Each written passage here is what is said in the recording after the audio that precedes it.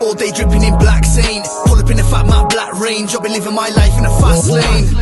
I'm a gangmate Spartan, come through dripping in black Saint garments. All black, everything blacked out, hoodie in a blacked out whip with blacked out doggies. I was the kid of a kids couldn't play round, cause I've been badding up man since playground. I was an awkward boy, had money in my pocket but I dropped just to save pounds. Nowadays I'm looking for a crop I could take down. I'm looking for a divvy with a box in this Bay Town. I refuse to stay broke, I've took L's upon L's, so I'm not gonna stay down. Fuck that, run up in the yard like yo, where the stuff at? Put the money in the drugs in the rucksack. I've been there, done that, been a bad man since Rugrat. Rebel in the game, I'm anti. So you come back to Marbella for me. Yes. Especially, I dragged you away from everything that's going on at the minute. I had more important things to do. Yeah. You know, when I know we've had this plan for a while. Yeah, committed. And I like that. Yeah. I like that. And you are a man if I hadn't made friends with you, I would have fobbed you off. Yeah. Last minute. Let me just make that clear. So what happened? We arrived yesterday. Managed to get here safe and sound and get everything sorted, get all the sound set up and that lot. And what happened to you? Well, what happened is I've suddenly realised last minute that I've got a 13-year-old daughter. Didn't really take into account how old she was. And me and her have been inseparable since the day that she was born. Mm-hmm. We had our very first argument, which was a week and a half ago, 2 weeks ago. And she blocked me. Oh. Right, so 21st century kids. So I had to sort that out. I was shocked. You don't fucking block me. Not when you probably got the phone bill. Exactly, right? Well, I'm paying for the phone. So there's a lot of things that come into play with that. So I had to sort that out. Also, her education I had to sort out as well. My son was being bullied at school, so I've had to sort that out. And what else have I had to sort out? I've had to sort out my car. My other car, the RS6 that's getting done. That was supposed to be ready last Thursday, so I was going to drive back. I've seen the pictures on social media. It's looking sexy. It's looking sexy. It's looking mental. So yeah, mental. I like it. Hello, mate. That's all right. See what I mean? So I had a plan to drive back, and then everything just got sort of turned to shit. And then work as well. But it's all been positives with work though. Good things. But so we've got you're back to the UK, your daughter's blocked you. Yeah. You've now realised what being a father to a teenager is all about. My son has decided to fight back to the bullies for once, which is what I've taught him. How does Aarron Lambo deal with explaining to his kids on how to deal with bullies? Because if they've got anyone to look up to when it comes to bullies, you're targeted a lot via social media. So, if anyone's going to be able to deal with a bully, I guess you would be the one to ask, Dad, how do I deal with this? I'll tell you how it happened with Aaliyah, and now it's happening with Archie. So the school ain't great at dealing with bullies at all. The headmaster is actually a really good guy.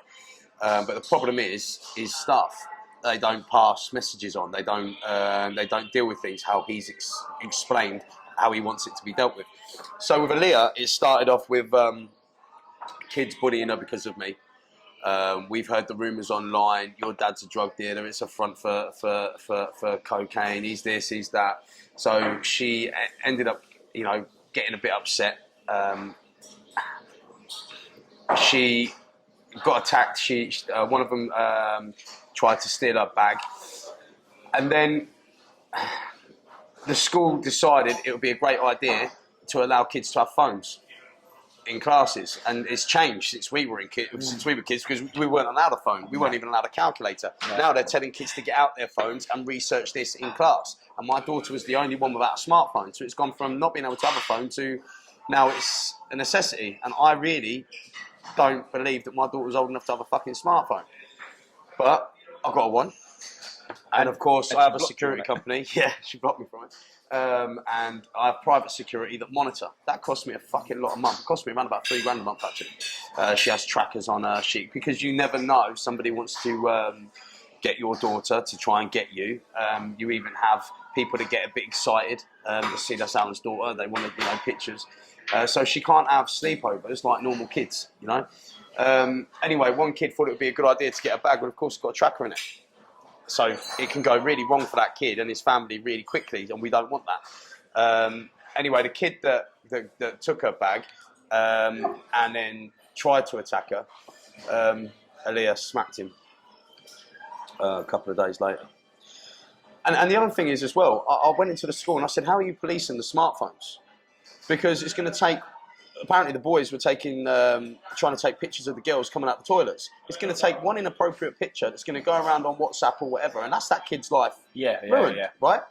And they said, well, how do you suggest? I said, well, I do have a suggestion. There was a couple of bars during lockdown when they, over in Marbella, that allowed people to come in, but they didn't allow them to have their cameras. So when you went in, what they do is they put a sticker over your lens. Oh. Something as simple as that. Yeah. So if you're going to let the kids have the phones, put a sticker over the lens and just check all of the cameras or all of the phones in class. And if one hasn't got a sticker on it, you know to confiscate the phone. It's not rocket science, is it? That's a pretty good idea, actually. Just something. Yeah, I never even heard of that, but now you say it's pretty simple. Just something. But they don't. They haven't even listened to me. They're still not doing it. And I wasn't prepared to let that first victim be my daughter. So I took her out of school. And now she has private education online. So she can be anywhere in the world and at a set time because of the time difference. Some of her tutors are in Australia or America or wherever they are in the world. I did see a lot of people, because you brought her back because of recent events that's happened. You brought her back to Marbella. To protect her, and I see a lot of people making comments like, yeah, good one, Father of the Year, taking her out of school just as it's about to go back and stuff like that. But there's your explanation. Well, I don't need a fucking fucking explanation. If there's a threat on my daughter, I will do whatever it fucking takes to protect her. And if that means taking her out of school, then that's what I'll do. Yeah, there's no explanation for that. But the second one is, yes, she is in private education. It is on the internet. And my son will be soon following her footsteps because he's not enjoying it. I mean, he's getting bullied by this kid. And it's happening far too often now. And now Archie's decided to hit him back. But the problem with Archie is he's having the same problem as me when I was at school. The teachers aren't seeing the bully in. They're seeing him retaliate. Yeah. And the last one, which was last week, apparently he just hit the kid and then walked straight into class and sat down and just sat down for detention. He already expected it. He's back down and it was just like that. So it's getting a little bit too heavy now. So I need to, I've been back in England addressing that as well as other things.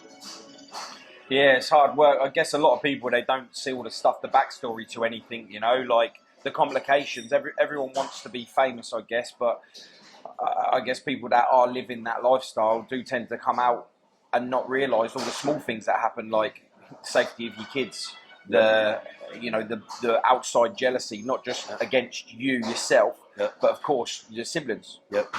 You hear a lot of that stuff. Online trolling. When people are online trolling me, they're actually attacking my kids as well because you've got their friends that are seeing that. So then they take it out on my kids as well. See, I might be able to handle it. I might be able to laugh it off. I might be able to just go fucking dickhead. But maybe my kids' friends have seen that. Maybe they're going to give my kids a hard time. It doesn't just stop with me. And people fail to realise that. It doesn't just stop with me. Bullying's bullying. Yeah. And then you've had the, it's been quite vocal for you in when you've had the threats that because they couldn't get to you, that they were going to get to your kids. Yep. I mean, that's got to hit you in the belly. It's got to make you think, why would you go that way? Like, why would you go that way? This is the thing. What can I do? This is what happens, right? You'll get somebody that has a problem with me. And they will do videos on me. Aarron's a pussy. I'm calling him out. You're fucking dead. You won't fight. I'll knock you out. I'll do this. I'll do that. Where are they doing it? Where are they filming it? On the other side of that glass? Or at the top of that road? Or in the comfort of their living room? Have you ever seen a video of any of them there? No. I'm going to knock you out. I'm going to do this to your kids. I'm going to do that to your fucking missus. I'm going to do this. Have you ever seen that? No, never. Of course you haven't. Have you ever seen me with a black eye in the last 6 years? No. But people believe they're shit. This guy said he's going to do this. Clearly you're running. Clearly you're shitting it. Mm-hmm. Am I? Yeah, but he filmed you from your coffee shop outside the window. Yeah? Door was open. I told him to walk in. But he didn't show you the footage where I went up to the window and I went cameras. Walk through there. Didn't show you that though, did he? No, I never saw that. What they do, well, I'm using that particular one as an example. They do is they pick and choose the bits that they want to put up. Of course. Now you see, if I have a choice, which most of the time I do have a choice, I'm not going out on that street to fight you in a town centre where it's on camera. One, it's fucking embarrassing. Two, I'm going to get nicked. Three, I have more to lose than you. Yeah, right? and but if somebody wants to come into my place, where I'm in control of the cameras, self-defense, I can press the turn off button. It doesn't have to go to the police. Then absolutely, that's fine. But they won't do that. So what they will do... Gracias. Chicken rice. Yeah, that's me. What they will do is they will post things like that. Then, to get a reaction, they will cross the line. And they will mention my kids, which is that particular time you're talking about, yeah? Tell Aarron we're coming for his daughter. Okay, I lost it. I called some friends over from Marbella, and I was about to do something very silly, yeah? Then what happened? Yeah, I was on the phone to you. Yeah, you was. Then what happened? Cheers, thank you. Welcome then, Joe. The police turned up at the coffee shop, loads of them. And they said to me, we're aware that you've flown some friends over from Marbella. I said, how do you know that? He said, because one of your friends has an international marker on his passport. And I ain't going to tell you what that marker's for, right? Everyone's got a past. Some more than others. So he said, what are your friends doing? This was an inspector. What are your friends doing over here? I said, sightseeing. I said, Kettering is a historical town. We're just looking for some locations, but the problem is some of the locations seem to be changing location. What they've done then is when this was outside the coffee shop, they parked a police van and a car outside my coffee shop all evening to see if we would leave. This individual had a friend next door taking pictures of the police van and the police car outside Monkey. What's the next thing they post? Aarron Lambo's working with the police. Aarron Lambo's a grass. No. Aarron Lambo's calling the police. No. The only time people call the police on these individuals is when I've instructed them to. For instance, when I've got the 18, 19, 20-year-old staff at Monkey and these individuals go to Monkey to try and intimidate them and I'm not there. Call the police, report them, absolutely. You want to come when I'm there? No, we can go around the back one. No problem. Yeah. Now, you know this individual got arrested for harassment. He got arrested for threats to kill. And it ain't difficult to work out how he got arrested. He was on his Instagram story saying what he was going to do. And of course, because so what that was on happens, there, the police are going to arrest you. They've arrested him. But of course, I'm a grass. Yeah, of course. Yeah. Of course. Yeah, because what I did is I flew my friends over from Marbella with international markers on their passports to ring the police. Yeah. That's something I would do. Yeah. It's logical, right? But you see what I mean? What they do is they try and provoke. They try and provoke. When they get a reaction, they don't like that reaction. So what do? They have to try and portray anything they possibly can. And of course, all I can do is about it to a point. Yeah. But people that from the outside that are watching, they're like, oh no, Aarron really ran away from him. Aarron really called the police. Aaron really... I bet if you was to look at your algorithms over that time, it must have gone through the fucking roof where everyone was like wanting to know exactly what's going on. Please. You know? The guy's got enough chances to come and fucking see me. All of them have. It's not like I hide where I am. Well, no, I mean, you do always post the same gym. You do the same stuff. Oh, on one occasion they came to my gym, balaclavas and knives when I weren't there. I've got customers there. The second time they came to the gym with balaclavas and knives, I was there. What they've been doing is that when they've been posting, looking for me, but going to the places where they knew I wasn't. But they were surprised I was in the gym on the second time. I went there, I opened the door. There's three of them. One of them was looking at me like this, holding this knife. And they're like, come out here. My staff, Craig, said, what do you want to do? I said, they crossed that line. I said, we protect ourselves, the brand, and the customers. Craig went, roger that. I said, get the bars, put the bar there. I looked at the guy. I just went, there's a line there. Cross the line. Do you know what his answer was? You know what? Word for word. I'll be back in 20 minutes. I'll be back in 20 minutes. I didn't realise what I said at the time. I shouted back, "What, you got a dentist appointment, you cunt?" And then everyone started laughing at me. Right? I said, "You got your tools, you got your soldiers. Through the fucking door." He got in his fucking Nissan Mocha, whatever it was, and fucked off. Did he come back in 20 minutes? No. Do you know what I did while I was waiting? Trained arms. True story.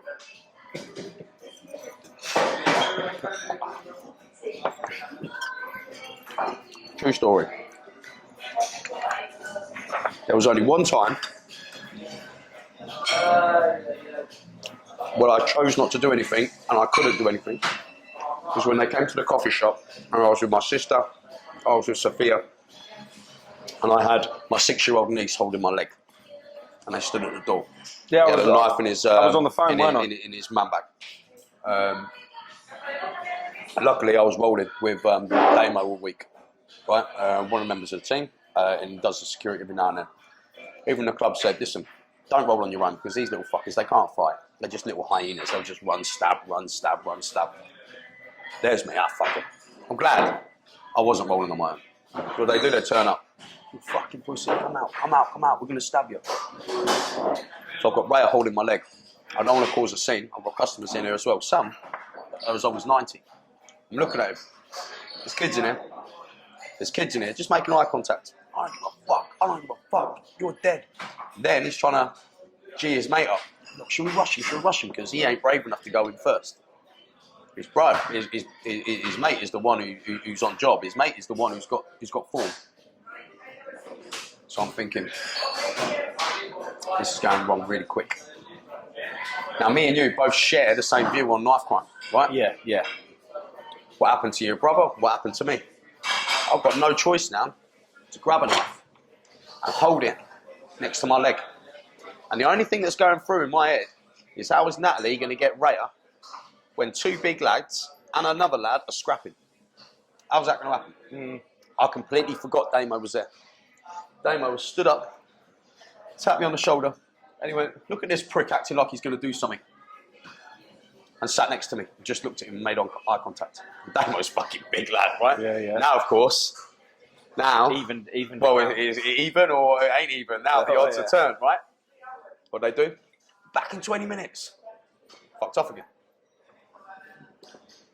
That's the only time that I didn't do something. And of course, I'm not going to if it can be helped. I want to de-escalate the situation because I've got my niece on my leg. Yeah. Why would anybody want to raise or escalate the situation when there's a child in the way? You wouldn't, would you?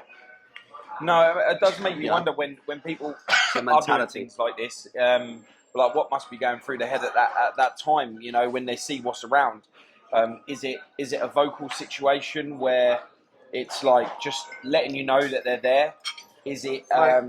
It's bravado. It's for social media. Because the thing is, they keep disappearing. Listen, I've got a criminal past, right? I've done some fucked up things. I know if I'm going to come to your house, I don't care whether you're the size that you are or whether you're half the size that you are, yeah? I'm going to need both hands. Why am I going to come to your house to fight you and have my phone in one hand? Already I'm at a disadvantage. Yeah. That's number one. Secondly, if you are really a gangster, if you are really a roadman, you would know, any person would know if they've been on that side of the law, to leave your phone at home. Well, yeah. Because they're going to track it. They're going to place you where you are. That was one of the things I didn't realise, how intense that they go into with criminal justice when it comes to triangulating cell. But this Bright Spark is such a gangster, he'll turn up at your gym in his own car, registered to him. When his mate first got out, he forgot his balaclava, he had to go back to get it. I've already got you on camera, bruv. I already found out who you are, where you are in about an hour. He's that much of a Bright Spark, he's going to go to a location to commit a criminal offence with a knife, yeah? So, okay, let's say potential murder, yeah? Not only in your own car, but you're taking your phone. And you're recording yourself. You're telling everyone what you're going to do. That's how clever they are. That seems to be the way, not just the people that you're describing, but a lot of people now, it seems to be the way that getting your phone out to record a criminal offence that's taking place, you are stitching yourself up massively. And, of course, like you say, you're at a disadvantage, whether you're talking about this complete scenario or many others that I see on a daily basis. When I told everybody and I recorded it, and I said he's just threatening my kids, did I record anything after that? No. No one knows where I was. No one knows what I did. No one knows where we went. What I did was I did a video. Okay, you're going to get a reaction now. No one knows anything from that. No one knows anything. It's a social media thing. It's a beg to be famous. They want to... The thing is, they want a reaction. But in many cases, they don't like the reaction they're going to get. So this is what I've decided. This is what I've decided. They're going to be on the other side of that glass, the other side of that road, comfort their own house. Carry on talking about me. I'm just going to ignore you. You're there, it'll be different. You'll get a reaction. If you really want a reaction from me, go and snap my sister. Go and wait outside my kid's school. Go and, I don't know, do something that we all know you can't go back on. Then you'll get a reaction. But you won't do that because you know what's going to happen. Yeah. So until then, fuck. I think a lot of the time when it comes to negativity, especially when you're in the eye of the public as much as what you are, I've had it. It's nothing the way it is. Fuck me. I've had it with previous employees, previous business partners. It's nothing fucking new. There'll be somebody else in the future that's going to portray me as a con man. That's going to say that I've wronged them. They're going to say they're going to do me. They're going to hang outside my gym on Facebook Live when I'm not there. It's going to happen again. It's happened enough times before. It's not fucking new. And it's not just people that have it in for you. It's other businesses, right? Because there's that recent video that you put up literally the other day of the guy saying that you broke into his premises and he tried to push you out the door and you. That's what I was going to lead up to. Oh right. Whenever I record stuff, I don't record myself breaking the law.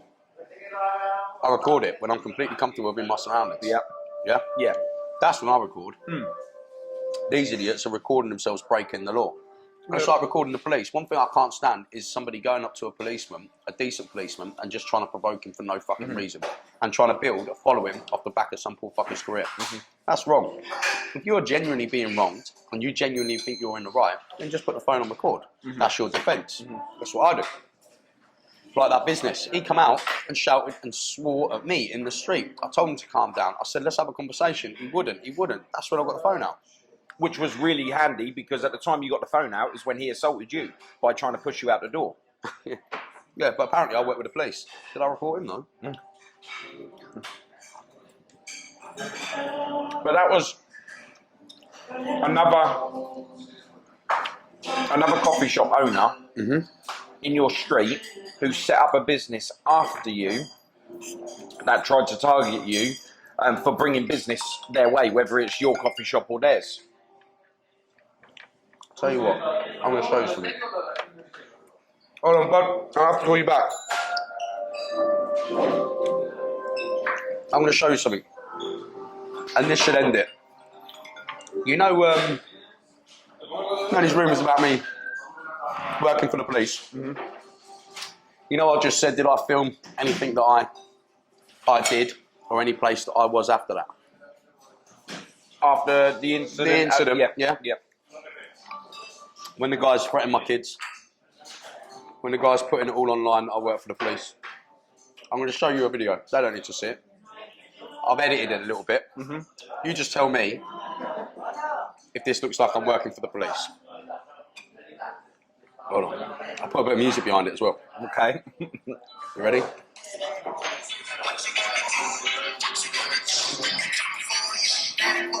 Wait for it. I'll wait for the red dots. There's the red dots. Oh yeah. How many red dots do you see? 2? They threw you on the floor. Yeah, Now, does it look like I work for the police? definitely not. It's a good theme tune for this. Oh, yeah. Yeah. Hold on, it gets better. This is the police footage Oh. on body cams. Does that look like I work for the police? They're really checking you. I want to know So how can they you got your confirm eyes to the like camera? Can you confirm to the camera that any rumours of me working for the police are completely absurd from what you've just seen? that? Yeah, after seeing that footage, I can safely say that there's no way that they would have done that to him. That's a shame you won't let me use that. Do you know why I did that? No. Wait for it. Standard traffic stop. That was a standard traffic stop. 2 of them. Double taser, Yep. twisted up. I want to know how they got your arms. I didn't realise you were that flexible. You want to know how they got my hands like that? Oh, I'll tell you. Because he had a taser. I ain't arguing with that. You've been tasered before? No. And I don't want it. I have lost count on the amount of times they've pulled firearms out on me, and they've done what they call hard stops. But when I used to get arrested, That is a definite hard stop. when I used to get arrested, or you used to have a fight with the police, they didn't have tasers. You'd give as good as what you got. They'd have batons or they'd have the gas. Now they've got tasers. Fucking hell, man. No. I don't want any of that. Need to get another drink off of that one.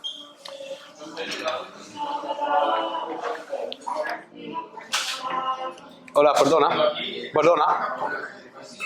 Una más Coca-Cola, no más, por favor. Gracias. So yeah, I think we've sort of covered the topic of them. You could say that. You can confirm. Yeah, 100%. Yeah. 100%. There's no way. Now you in this understand world- why I couldn't post shit at the time, but because I can't post, and I have to sit back and allow them to keep posting. You see what I mean? Again, you're at a disadvantage. What are the police like with you now? Here, sir. Thank you, gracias amigo. Now, when they see that you're back in catering, what are they? Amigo, estoy esperando queries. Limón. Sí. Gracias. When the police know that you're back in catering, do you get a visit automatically? Sometimes.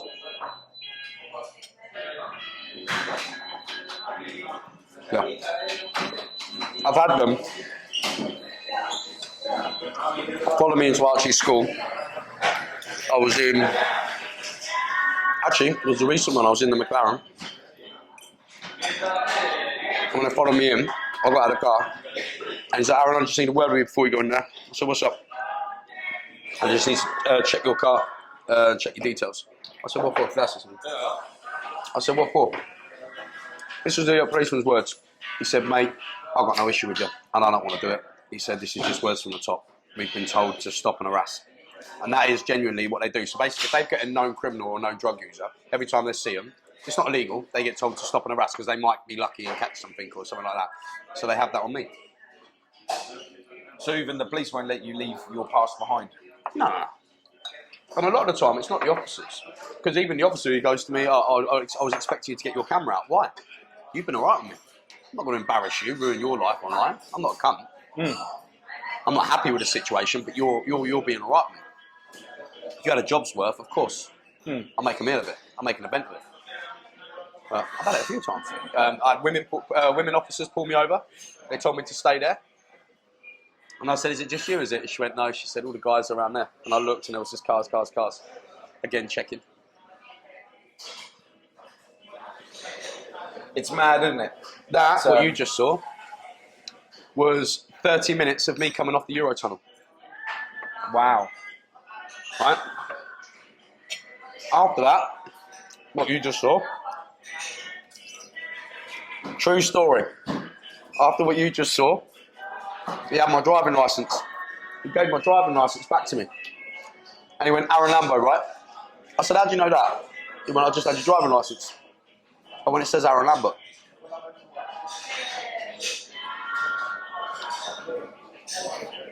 So I already know why he pulled me over. Yeah. How does Aarron Lambo clear his name? Because I don't think society wants him to. Fuck do I want to clear my name for? Fuck do I want to clear my name for? Police, not the public. I couldn't give a shit. I've got so many fans that are police officers. I get police officers that are traffic officers. They come over, tasers, guns. Aarron Lambo, I think, oh, fuck's sake, yeah. It's all right, mate. I'm just a massive fan. Can I have a picture? Because I've done videos saying that not all police are the same. So a lot of officers respect that, and there are so many good officers out there. It's just they have their jobs made that more difficult for them from the PC dickheads in the world. And I've seen it. I've had a conversation where they've been in my living room, half a police force, and I'm having an argument, and I can see the older officer, the decent ones that don't want no trouble, that are telling the other ones to back down. I'll deal with Aarron. You know, they know, and these people are forced to back these people up. You know, sometimes it's not the individual's fault. You know, when I'm doing videos on the family courts, police officers go through that too. They get their job thrown at them in the family courts as well. They're at risk at losing their job as well, and they could be a good officer. So, you know, they're not all bad, and they still share the same risk, sometimes even more. But do I want to clear my name? Do I fuck? I want everyone to know my fucking name now. When I walk into a room, fucking notice me. I've got a drawing on my face. So have you. Have I? Yeah. You don't wear fucking dainty jewellery, do you? No. You wear thick shit. I wear thick shit because I want people to fucking notice me. If I'm going to spend 30 grand on a watch, I don't want it to look discreet. When I'm in a jeweller's and they say, oh, this one's nice, it's discreet, fuck off. If I'm spending 30 grand, I want people to go, fucking hell. That's why you're buying it. Let's be honest. That's why you're buying it. To be noticed. Otherwise, why are you buying something for 30 grand? Unless you have too much fucking money. That'd be nice. Right? But then it comes with its I don't complications. want to fucking be fucking... You cannot look at... You can't go and stop past the car and see a nice car for sale at a yard, just have a look at it and think, God, I haven't got that on my car, without someone taking a picture and it being posted on the internet saying, Aarron Lambo's looking at a new car. Yeah. And the rumours that are about, I see it all the time. Yeah. Tell me, okay, you just said, how do you clear Aarron Lambo's name? What's the question? What am I supposed to clear? With the police. Do you think Most all of the videos at the very beginning... Yeah, but all of the videos I've done, all of them where I've been arrested, every single video that's uploaded of me getting arrested, I've been released without charge. So what the fuck have I got to clear? Exactly. That's what I'm saying. Like, with the fact that no matter how much they keep coming at you, and they do keep coming, yeah, you always get, like, is this causing more friction with the police doing their hardest? No, it's giving me content. It's giving you content. I don't want to clear my fucking name because there's some fucktard, right, who his missus is playing away, he don't like his kids, he hates his fucking career, but he's stuck there, and he's at the top of the police, right? He's probably getting sucked off by his fucking assistant every other fucking week. Hear it all the time. And he is adamant that my business is a front for drugs. You're his white whale. So he is confident, he thinks I'm fucking cleverer than what I actually am. So what he's doing is he's spending the taxpayers' money looking deeper and deeper into me. Crack on. Because the more you come and kick my door down, the more you do hard stops on me, the more you come at me, the more I'm going to record you. They're just giving me content. So do I want to clear their name? My name? No. The moment I clear my name, I'll stop driving a McLaren. I couldn't give a fuck. Same with these fucktards that are fucking threatening. Unless they're there, but they ain't. So in the meantime, I'll just use it for content. It's really hard, you know, when you say that, you know, the drug stops and thinking that you're like selling cocaine to front all of your business and that lot. From the minute I met you, you have always been anti-drugs towards it all. That was one of the things. I'm not anti-drugs. I'm anti-drugs to within your business. Within my brand. Yeah. Yeah, that's what I mean. I've got people, friends, But you know, that do it doesn't bother me. You're in Marbella. Everyone's doing it. But if you work for me, no. Yeah. And the moment you do, That's I don't that's care if what I you're meant. my brother, if you're my best friend, if you've known me 20 years, you're gone immediately. The rules are the rules. Mm-hmm. Because the last thing I would always stay in front. And I'll say to you, I don't mind not clearing my name because I'll use it as content. Yeah. But if somebody fucks up within my brand, that puts me at risk. It puts the whole brand at risk. Yeah. Yeah. You know, it's that old saying, if you've got nothing to hide, let them look. And I've got nothing to hide. Mm-hmm. But I will be fucking pissed if you work for me and we're in a car and we get pulled and you tell me that you've got a fucking ounce of coke on you. Yeah. That's mine and your friendship over. Yeah. Because that's just ruined me online, because there's nobody that's going to believe that weren't mine. Yours, yeah. That I'm not a part of it. Mm-hmm. No one. Yeah, exactly. So if you want to work for me, you want to be a part of the mental lifestyle, you want to come back and forth on the road trips, and then they're conditions. Also, I've never been arrested, cautioned, convicted for A-class drugs in my life. There's a fun fact for you. I've got a criminal record that goes out that fucking door. Never for A-class drugs. Never smoked weed. Yeah, I've never been a I've drug tried person. it, but I've never even tried it. I've never smoked. I don't drink because tried it. my I threw up. I condition, think I was about 15 years old, and that was it. I think my brother got me stoned once, and I was so sick. I was like, he woke me up like 3 o'clock in the morning. These are the memories that I remember from my brother. He woke me up 3 o'clock in the morning. Bruv, come downstairs. And he only used to get me up to make him fucking spring rolls and a deep fat fryer. Do you know what I mean? And then we were playing cards, and he was smoking because he was a big weed smoker. Hash or draw. I don't know. I don't know the difference. I was saving that. And he was just blazing all night, and I was ill. I was like, he goes, brother, you all right? I was white, and I said, you all right? I was like, no, and it all come out. Yeah. And he was like, I think you need to go to bed. And I think I had a hash stoned cake once, in Amsterdam, and I tripped for 8 hours. Never again. Never again. Tell me about this trip. Tell me about this trip.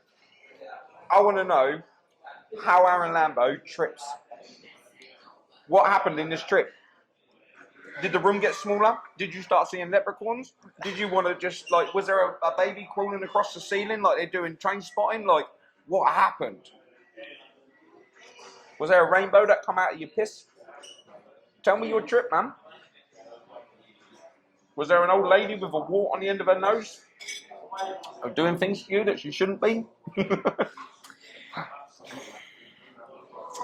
It ended up with somebody that I thought was a lady that wasn't. That's how bad the trip got. And I had a bit of soul searching for a good week. Bring the alcohol. Bring the alcohol. How far did it go?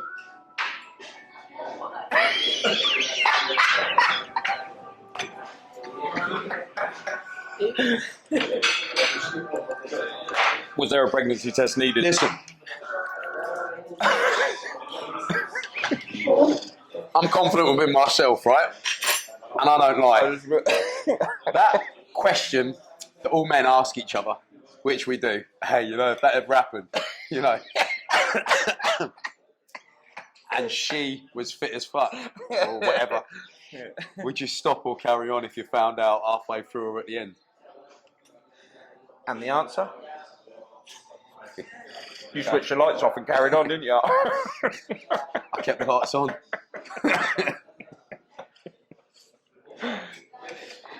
I didn't expect that. Next question. I don't think I've prepared. See why I'm traumatised from drugs. Yeah. Yeah. So have you met up since, or? No. Oh, brilliant.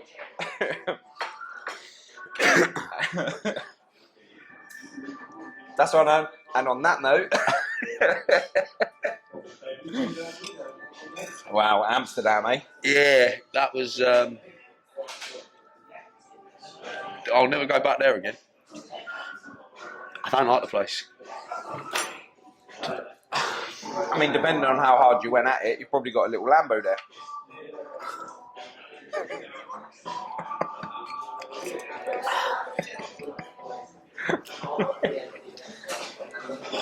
I'll leave that one there. I'll leave that one there. Give me another question. Change the subject. I'm sitting there like, just trying to establish who was the one that was driving. Right, well, at first, I had no fucking clue. All right, when I say 20 out of 20, fucking 20 out of 20, I'm out of my fucking tree. Right, and it was a 20 out of 20. Now,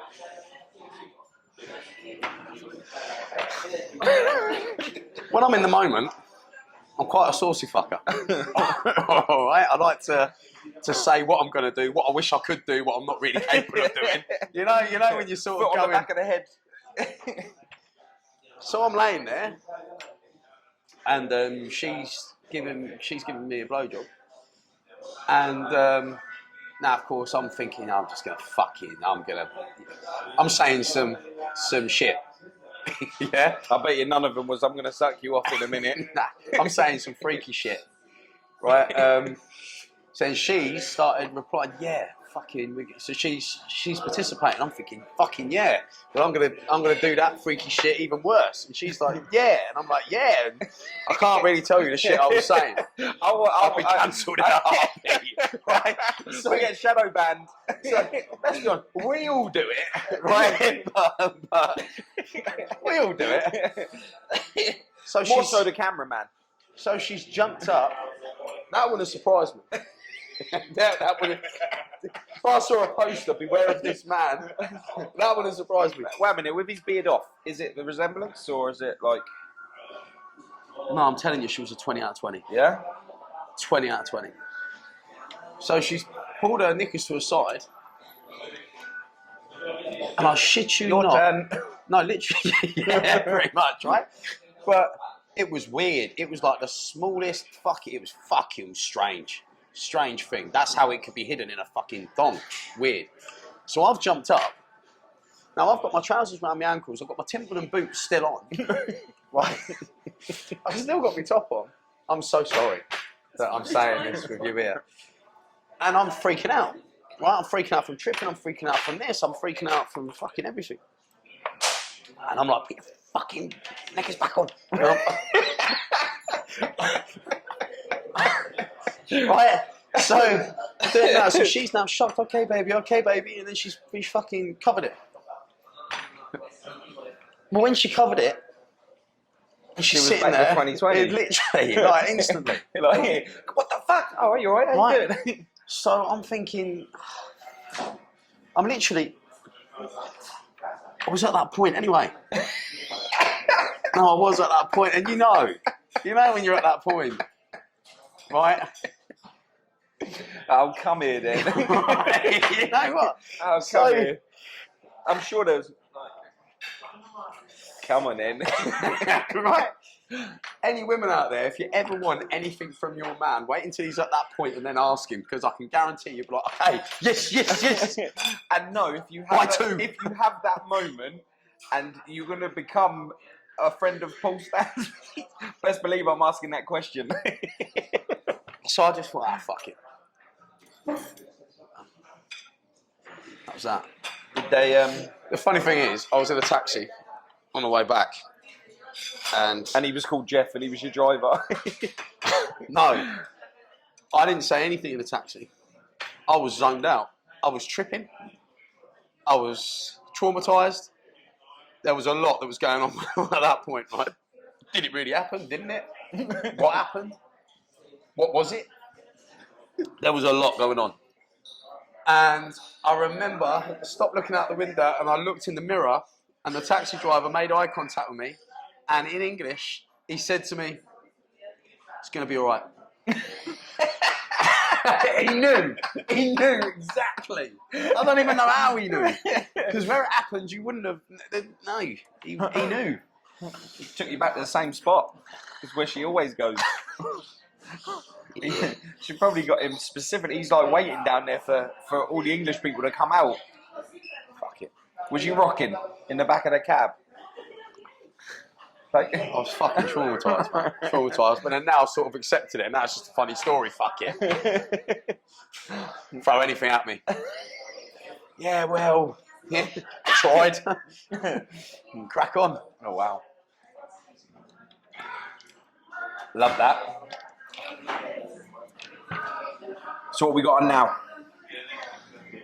With What we got on for the rest of the day? I don't know. We need to do a bit of planning.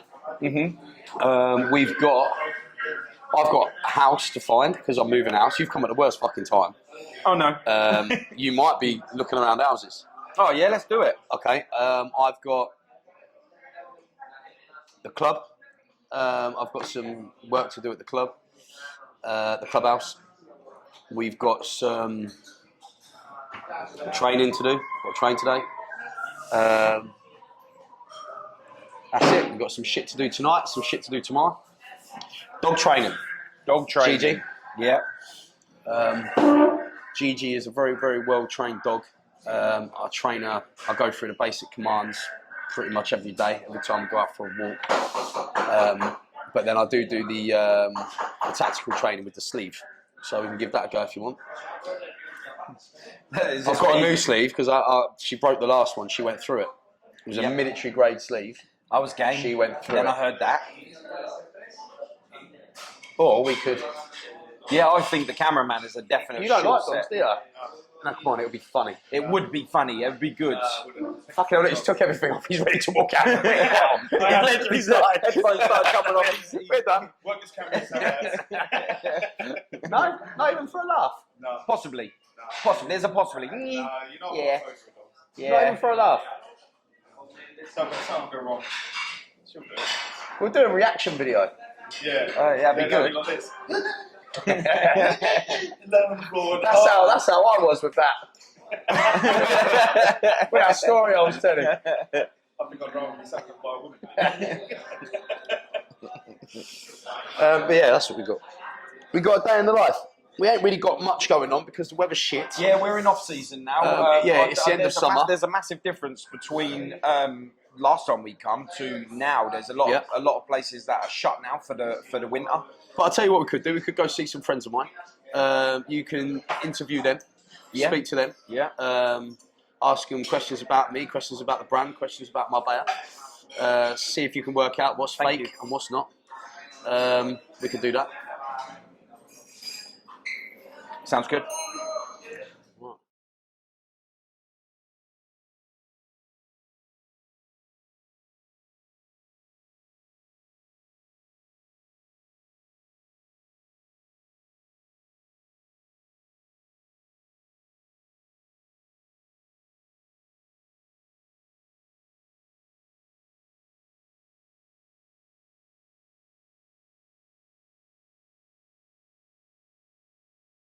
What are we doing? Paedophile hunters? I'll do it, yeah. Well, you laugh, right? But the court case I just won, they gave me a payout of 55 grand. I was one of the schools I was abused at. And the payout was they paid every child that was in the syndicate. That's just what we got. But the condition is the perpetrators don't get prosecuted. So they've admitted fault, the insurance company pays out, but that's the end of that now. And I said no, but if I'd have carried on saying no, the other kids wouldn't have got any money and it's life changing for them. But now it's been paid, I wouldn't mind knocking on their doors. Yeah. With a camera. Just to say, I want to expose you, because I did a video which actually drew them out because we couldn't find one of them. And it turns out, how's this for fucking right? It was actually on the podcast that I did with James English. I said it, but one of the abusers was a guy called Mr. Johnson, and he was the first bodybuilder I ever laid eyes on. I was only 13 years old. Yeah, my daughter's age. That is, I want to fucking, when I realised that. Mr. T we used to call him, because he used to think, we used to try and portray himself as Mr. T, big black bodybuilder with the fucking chain. And he was the first bodybuilder that I laid eyes on. Now check this out. When I was at school, my name was Aarron Watson. Right. So I get older, got tattoos on my head, I'm Aarron Lambo. Yeah. Turns out he was a fan of mine, or a follower. He was watching my training videos. So imagine that one of these kids that you're abusing ends up being a star of a thing called social media that ain't invented yet. Mm-hmm. Backfired on him really fucking quick. Wow. So I did a video trying to find him. And, we found him. Because off the back of that video, he tried suing me. Really? Yeah. How did that come about? Well, he fucked himself up, you see, because, without going too much into the case, I said about abuse, horrific abuse. And he got a lawyer to contact us to say that, he's suing me for defamation of character or whatever. So anyway, the video works. I found out where he was. My client denies sexual abuse on this. I never said sexual abuse. Oh, okay, so he slipped up himself. Ah, he slipped up, yeah. Then what happened? Then that was the end of the case. The thing is, it was quite bad actually, because again, it's on James English's podcast, but I was beaten, horrifically beaten in every one of them schools. And when I found out, for some reason, one night I googled my last school. I was going to do a post showing pictures of my last school. When I googled it, it come up that one of the victims is so mentally fucked up, he's eating himself to death. Huh? He's eating himself. That's how fucked up he is. Just eating himself, right? And they needed to know information, and they were appealing for information in the newspaper. So I rung the lawyers. It was about 11 o'clock at night, thinking it would go to answer phone. The lawyer actually answered the phone. She was working. Oh. And I told her that I know who the ghost was. The guy that everyone was calling the ghost. I know. And I told them who it was. She said, how? How do you know? Well, I explained where that happened. I explained the layout of the building. And I said, that room that you're talking about? She went, yeah. I said, yeah, that was my bedroom. She was like, oh. Right, so I met up with her. And then the barrister ends up fucking bawling in front of me. And I'm like confused. I'm like, listen, it's all right. I've got made to jump out of windows. I got hit a couple of times. I said, but I'm all right about it. She said no. She went through the statement of all the other kids and the horrific abuse that the kids were talking about them getting, but they were also talking about this other kid suffering. Apparently, all of these statements, the kid they were talking about was me. And you just shut it all out? No, I learned to deal with it. But she just burst out crying, because when I was telling the stuff that happened to me, she went back into it, and then she was looking, she just give me a minute, and all of these kids were talking about another kid that was suffering, and they were talking about me. Like my head got put through a transit window. One of the carers, fucking straight through. First time it didn't happen, it cracked. No, first time it didn't happen, second time it cracked, third time I put my head through. It's fucking horrific. And then, when we had another meeting, this was just before the payout, she asked to see me, and this is turning around, isn't it? Massively, massively. This will get you. I sat down with her, and she said, I've got something to tell you. And I said, what's that? Because I told her I wasn't sexually abused, I was just beaten. And she said she was. She said on more than one occasion. I said, how can you tell me that I was if I'm telling you I wasn't? She said, because the medication that you're on that's in your medical records is asthma. You're on inhalers. And she said, you told me in your statement that the carer, a specific carer, was giving you tablets at night. I said, yeah. And she said, well, the other victims that recalled the sexual abuse were also getting tablets. What they were doing is they were putting them to sleep to then sexually abuse them. And in one of my reports where I got told off, there was one, and she read it to me, and I don't remember this, but I was showering with my school clothes on, and I wouldn't take my school clothes off. I was scared to take my clothes off, and I got punished for that. And the doctor, the school doctor, didn't even have, he got done for sexual assault and whatever else he got done for, but he didn't even have so much as a first aid certificate. School doctor. Oh, it's fucking horrific in there. So I found this out, and then I'm fucking sitting in the car thinking, fuck me, that's some more soul searching I've got to do. What the fuck happened there? First person I rung was my sister. Yeah. But after they paid us out, and now they're doing another syndicate on a second school now, which are admitting fault as well, straight away. So that'll be another payout. I want to go back now and knock on their door, because these people now are fathers, they're grandfathers. They shouldn't be allowed anywhere near fucking kids. Let's do it. Knock on their door. Not for any aggressive thing. Literally, interview them. Closure. All right? Yeah. Closure. I'd love to do that. I'd do that with you. I'll do it with you. I'll do it. And the thing is, there's nothing that they can say against or accusations, and the police can come all day long. I've got you lot admitting fault. Court case is over. We won. You admitted it. You're looking for closure anyway. On the grounds that you don't get prosecuted. Well, you're not getting prosecuted, but you're going to get exposed. Yeah, do that. Wow. They knocked the school down because of the horrific abuse that went on there. They knocked the school down, and they've made it into houses, like a housing estate now. Yeah. I've done a very similar thing with a guy called Anthony Roberts. He'd spent a lot of time in care, and he was too nervous to go back or even contemplate going back, and I told him that I'd go and do it with him, and we turned up to the care home that had him serious abuse, and it caused him a lifetime of crime because of it. And we went back to the school, and you could just see how much that was just tormenting him. The last one I want to go back to. No gracias. No gracias. Mera, no gracias. Abuse. The last one, because I went to 3. The first one they burnt down. The second one they closed down. The third one is still active. And I've wanted to go back on different occasions for different things. One to do maybe a talk to the kids. But really, I don't know how hard because I know some of the carers are still working there.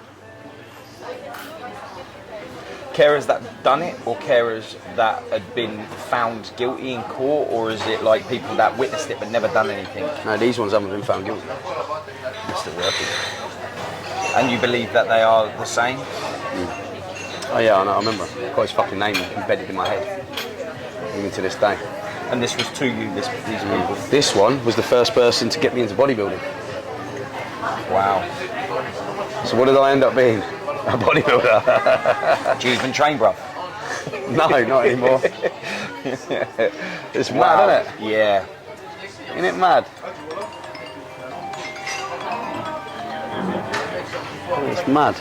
Yeah, I always wonder how someone would be able to. But we could do that because we did when I did that, exposed that twat that used to work for me, in Costa Coffee, and it had massive fucking response. Then that guy who was abusing me in the street, I just thought, you know what, I don't mind doing shit like that, I'll do that.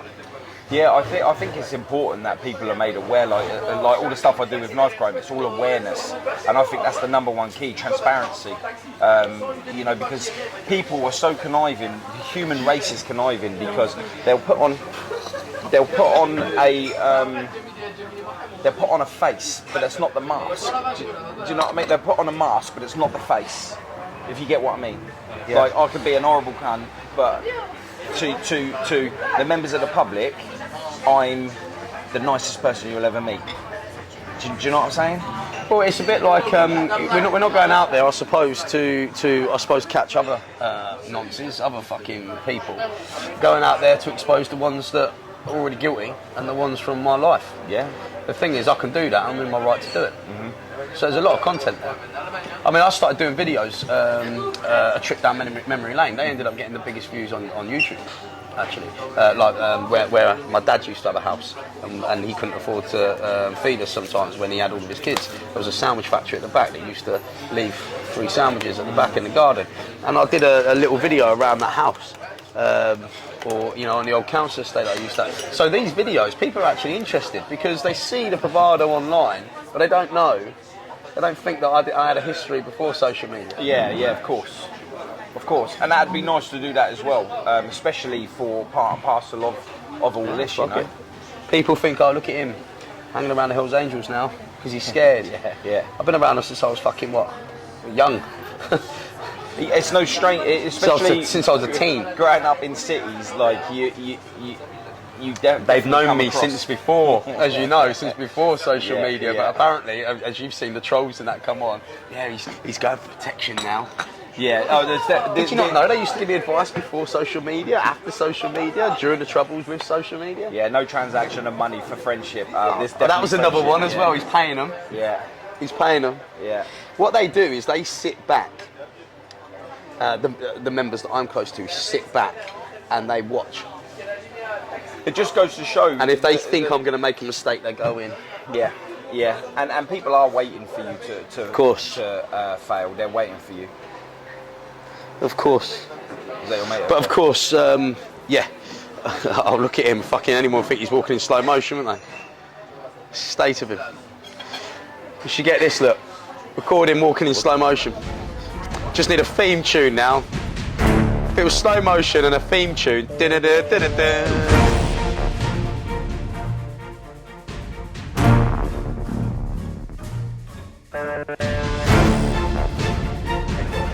I needed you the other week.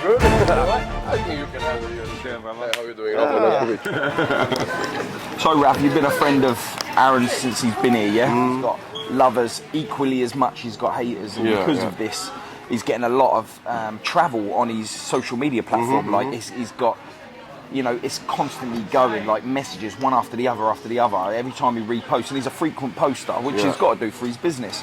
But, you know, out here, I've just seen nothing but love out here. What is it that Marbella is seeing that England isn't? I would tell you, like, I don't think it's only that what Marbella is seeing of Lambo. It's just in general what Marbella does to you when you live in a place like this. You change. You just change. You don't have the hate you have in. I grew up in Sweden.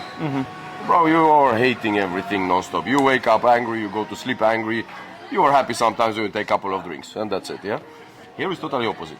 Here in general, you're just fucking feeling good because you wake up, you see blue skies, green palms, sun is shining. So you are a better version of yourself, and everybody else is a better version of themselves. Yeah. So in general, Marbella is a more fucking loving place. Like here is super easy to make new friends. For example, this is true. You are in northern countries. Fucking, it's hard to keep your old friends. You know what I mean? Yeah. So it's like I don't think it's something he's doing intentionally different, or people are seeing him different. You just become a different person in an environment like this compared to, I don't know, fucking Kettering, no? Yeah, I mean, I've never been to Kettering myself. I'm due to go there to do some filming with him when we do go back to the UK. But you know, his platform is so vast, like literally from Russia right away. I've seen messages come in from all over the world, love and hate. Yeah. And I know what you're saying about, you know, when you come to Marbella, people think different, but like his hate that he gets on top of the love, which is equal, it's equal. And that's just the crazy thing about it, because how can as many people love him, but just the same amount hate him? But if they saw him in the street, they'll have their photograph taken with him. It's simple, because the hate you project on other people is the hate you have inside of you. Do you think it's jealousy? No, I think this is just projection of the hate you have inside of you. Yeah? You live let's say, you live in a shitty ass country where you don't want to live, where it's raining 10 months of the year. You work in a job you fucking hate to go to. You are maybe not happy in your relationship. Sounds like England. It sounds like England. I don't want to say no names, but then you're going to be just hating in general, you know? And then you find someone to project your hate on. And it doesn't have to be personal, this guy. But now this guy is somebody you follow, and he has maybe something that you wish you had, and you project the hate you have inside of you on that person. Yeah. So I don't really think it's something personal. They hate him. I just think they hate their own lives, and then you start giving a lot of hate out. Yeah, everyone's always got something to say, and I think you're right. Like when it comes to projection of life, like you project out the negative in your life onto other people. So because you can't understand their positive moves or their better outlook or the way they live, the nice car, like living in Marbella. I mean, it's a beautiful place. I come here. I'm never miserable when I come here. Exactly. Because it's just like, look at us. We're in a coffee shop now. We've got all different countries, different races, all sitting like here, this and all year round, always. Yeah, it's absolutely amazing. Absolutely amazing, and everyone seems to be happy. I don't see too many people arguing with each other or fighting.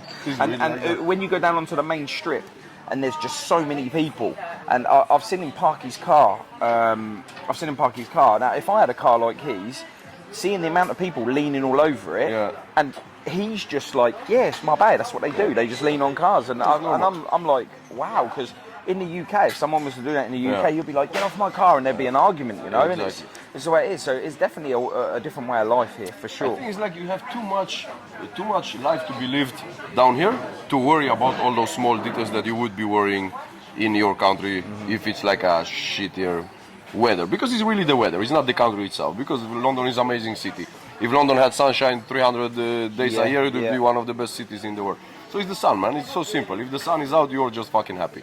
And like small things don't disturb you because you're on the way to the beach. What the fuck are you gonna care if somebody leaned on your car or not? So it's like your mindset changes.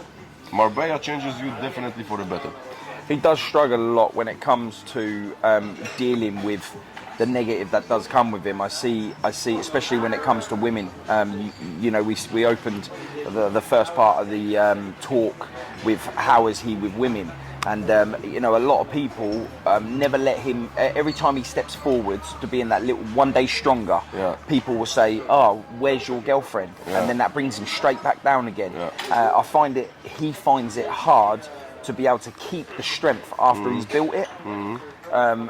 So maybe he will find another woman to help with that strength, but until then, he will carry on letting it beat him. How comes that he would have to step into another poor relationship to help him get over the other one, but it doesn't actually fix him, it's actually making him worse?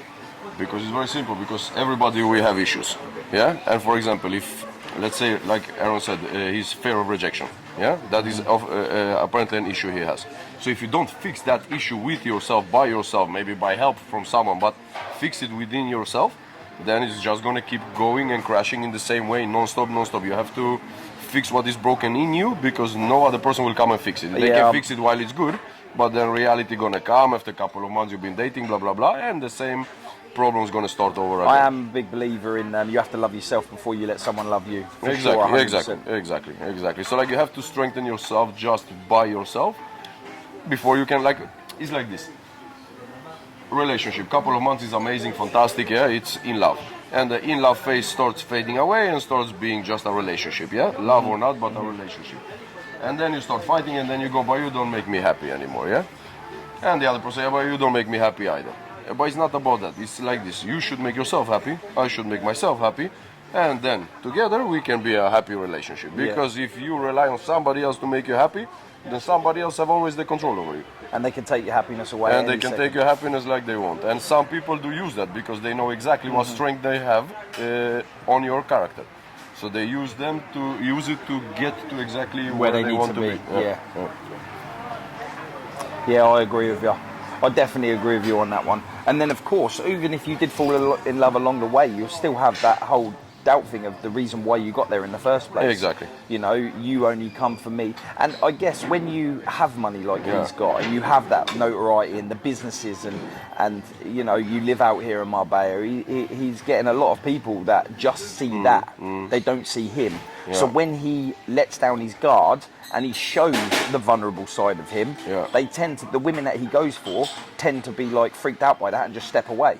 Can be like that as well. Can be like that. I swear, I don't know. It's not fucking easy. I don't know. It's not fucking easy with relationship in general, wherever you are. The answer. But I think the only solution to really any problem, if it's a relationship, business, whatever it is, it must be something that you fix within yourself. Because if something in your life is broken, not really functioning, and if it's reoccurring, then it's guaranteed something within yourself that is broken. And that is the hardest part, not to look within yourself and find what is broken. Because it's easy to see what's wrong with everybody else, But it's super hard to just have this self-distance to be able to see what's wrong with you, So, I agree. Self-work. So you spend a lot of time with him, go out partying and stuff? Yeah. He doesn't stop, does he? He's a fucking machine, bro. Training, partying, last time working. we was here, he had us at the gym. Then, like the night before, we didn't get in till like 3 o'clock in the morning. Then we was up at 9 o'clock ready filming again. Non-stop. He took me out on a boat and it ruined me. Like, he just does not stop. Listen, man, would you let a day like this pass by? No. Right? You don't know when is your last day, but if I did, this is correct. But if I did, I'd be happy with sitting here chilling and watching people go by. For sure, 100%. But that's what I mean. Even your hangover in this place, you just want to get out and live because, man, look at this. What the fuck are you gonna do? Sit at home and watch TV, watch other people's life when you are in this paradise where you can just live your life? So really, yeah, Marbella totally changes you guys to her. You know, when you're on vacation, you think, it's just because I'm on vacation. Yeah, I'm super happy, I'm hangover, but I still go and do things. No, this is how it is. This is just how it is. This is just how the life goes every single day. It's a life on vacation every day. And there is always, like, even if, you did come here and move, you've got everything here. You've got film festivals, you've got everything. Like, celebrities coming here left, right and centre. Like, you've got, you know, people, fashionable people, beautiful women, you know, really in shape guys, you know, that will give you the ability to be like, hey, you know what, I'm going to sign up at the gym. I can't be the fat step guy my here. shit up. Yeah, for sure, 100%. This is definitely one of them places. The only other place that remind me like this is a little bit like Miami. Exactly. Miami is Marbella on steroids. Exactly like that. Yeah, 100%. And but Marbella, I would say Marbella is better. I prefer Marbella from Miami. I agree. Because Marbella has a chiller vibe. Yeah. Yeah, and what is so fucking cool in Marbella, and I don't know another place in the world like this, where you have such a mix of people in the same place. Because Miami, you have like where the posh people go, where the hood people go, where the rich people go, where the celebrities go. Here you don't have that split. Everybody goes to exactly the same places. Yeah. So like you don't know who you're sitting next to. You can be sitting to some fucking cartel guy, some celebrity, some sportsman, a normal person on vacation. Like it's a mix. It's crazy. It's a fucking mix. In one club you will have people from all walks of life. And most cities, bigger cities, is not really like that. Yeah, you have like more split up. Everybody has their own vibes. Yeah? So it's nice, fucking cool place, man. I like the people that are close to Aarron, that know when he's feeling at his worst. They know when they need to contact him. They know how to be there for him. You mean the time when he's feeling at his worst, when he needs the most help, when he switches off his phone? Yeah. He sucks at getting help, bro. He sucks at getting help. But everyone seems to know when he needs it. You know, switching your phone off is not the best thing to do, is it? Huh? Now we switch the hearing aid off. But you know, when it's times like that, he doesn't leave people's head. Do you know what I mean? Like, and that shows true friendship here in Marbella. Yeah, but you know, you get true friendship because of being a true person. Yeah. If you're not a true friend, you will never have true friends. Yeah. Mm-hmm. This is true. So if you're real, you're gonna have real people around. And I've noticed that myself with Aarron. I see a true side to him, and I like that. I like that side. Exactly. You know, like when I first started speaking to him and things like that, he said, "Why would you want to do this? Why would you want to film me? I'm not nothing special." And I was like, "It's not what you're putting out there. It's what I can see." And I saw something there that I could relate to, and that is why I wanted to do this. I didn't want it so I could be like, oh, Aarron, the bodybuilder that's like he's a multi-millionaire and he drives a McLaren, you know, and he's got a mansion and he's got a boat and he's got jet ski. You know, it wasn't none of that I saw. I saw him when he first started, and I see something then. And then throughout the years of progression, I followed him for a long time before we got talking. And now we're friends. We call each other friends, you know. And because of that, is why I wanted to do this. You know, we become friends after I started filming. Before, it was like the reasons why I wanted to, because I saw something that no one else was seeing, and I wanted to get that out there so people can see and get inspiration from that. On social media, you might see yourself as this megastar that's achieving leaps and bounds, but inside there's a struggle. And you can, no matter the struggle, you can push for a more positive life, like this one in Marbella. You know, it's all about taking yourself out of the negative situation and placing yourself somewhere better. And the only person that can do it is you. There is no one that can help you. And if you've got solid people along the way, then of course you're gonna have a good foundation for a positive life. Simple. You want a happy life, you need to be a happy person. No? Yeah. You can't have a happy life if you are. And he's got to stop looking for that happiness in women. He needs to find that himself. Exactly. Just work on whatever has hurt you in life, because we all got hurt in some way in life. But the thing is, though, you know, I don't know whether it's the same for you. We're grown up to believe mum, dad, get married, buy a house, have a shit job, live like that forever. Right? So as time goes on, you grow up. You find a woman, you get a house, even though a woman's not right, because we're of an era now where we don't make things work. We go, okay, see you later, bye. We'll get somebody else. Exactly. You know, and I grew up one-parented family. So my mum and dad didn't go together. So for me, I wanted the stability, so I looked for that, but I had to find myself first. You know, eventually I found it, right? Through many mistakes myself, you know, but I've got it. But that's what we're grown up to do. You find somebody, you have a kid, you buy a house, you get married, you then get divorced, you have a miserable life, you lose everything, and then the woman gains and the man loses, and that's the way life is. But it hasn't got to be like that. We can break the cycle. We can break the cycle. Exactly. That's what I wanted to say. And when the only way you can break the cycle is if you love yourself. Because once you've found that, you don't have to follow tradition. You don't have to. And if you do, you can do it right. I mean, I would say also like this, you have to set a goal for your life. Like, what is important for your life? Is it most important to have a family, or is it most important to have a happy family? But he wants to prove, he wants to make everybody happy before he makes himself happy. Yeah, that's not going to work. That's not. If you're not happy, you can make nobody happy. Because you are a kind person. You're too kind for your own good. That's why I say it. You always want to make sure. Remember the first time we've done the first part of the filming on this? And we were in the gym, in the restaurant bit at the side. And you said, once I've got everybody where they need to be, I will hang up my gloves. That's what you said. Yeah? So who are you putting first? Everybody. Because that's the kind of person you are. But in the process of that, you struggle mentally, in your head and in your heart. And that leaves you to make mistakes with women. We had a conversation about this the other week, actually, didn't we? We said that we can actually not speak for 3 fucking weeks, 4 weeks. Exactly. And then when we're together, it's like nothing's That's the friendship. same. But then he knows when... when there's something wrong. It ain't just when I don't answer the fucking phone. You just get a fucking feeling, actually. That's friendship. That's friendship. And that's what you need to find in a woman. Dramas, without going into them, because again, I don't want to fucking talk about them. But he sees the dramas, but then he sees... You see everything firsthand, don't you? Yeah, but you know what is the thing? If your goal in life is just to take care of everybody around you and lift everybody up, it's a fantastic quality to have as a person, to want to help everybody up. I agree. But there is a problem with this. If you're this person that will do anything to lift the people around you up, you might have people around you that just wanted to be lifted up. They are not there for just being for you, but they know, I hang around this guy, I'm going to go up. What do you think, seriously, when you see when you see the shit online, the accusations, the rumours or stuff like that, and you know me, you know behind the scenes, you've seen everything. So, what's the first thing that goes through your fucking mind? Bro, the first thing that goes through my mind is that they are motherfucking ungrateful. I don't know exactly what happened, so on, but it doesn't matter what happened.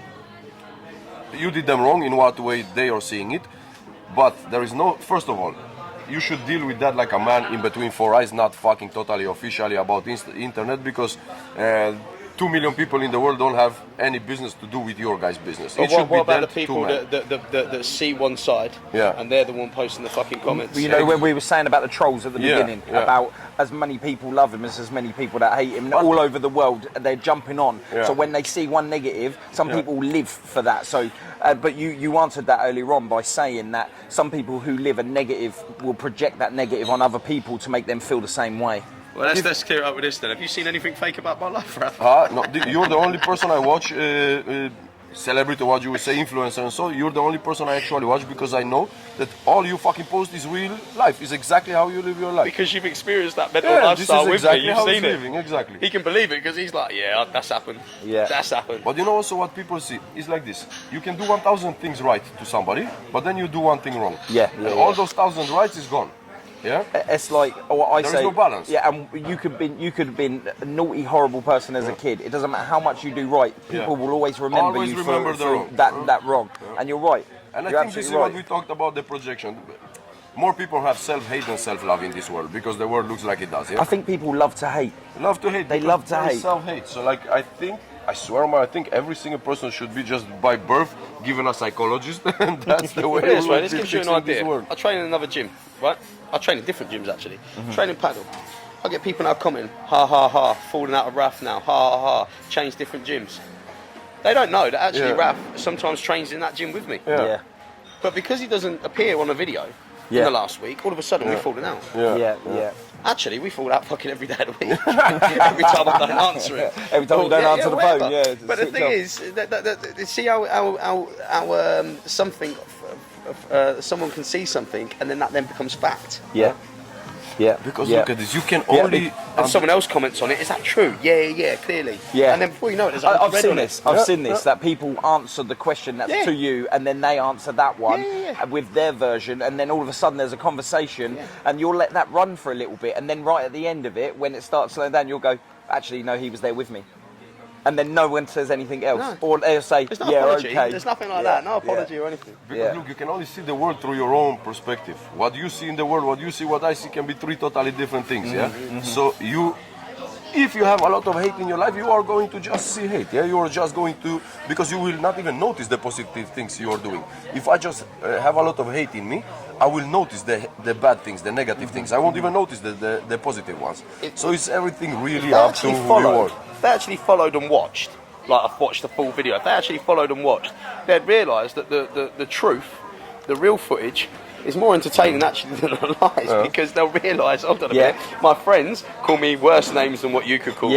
My friends take the piss out of me more than what you could do. And if you really want to fucking slag me off when it comes to women, listen, if you watched how I chat up a woman, you'd have more fucking fun watching. You don't actually need to make up these rumours, because actually... that is reality.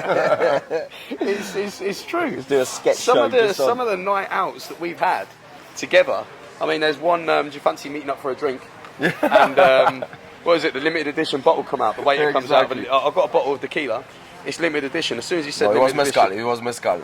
As soon as he said limited edition, Raph knew it was going bad from there. It went totally fucking bad. So it was what, $2,500 later, and then at the end of the night, you ended up in a police cell. I ended up in a cell.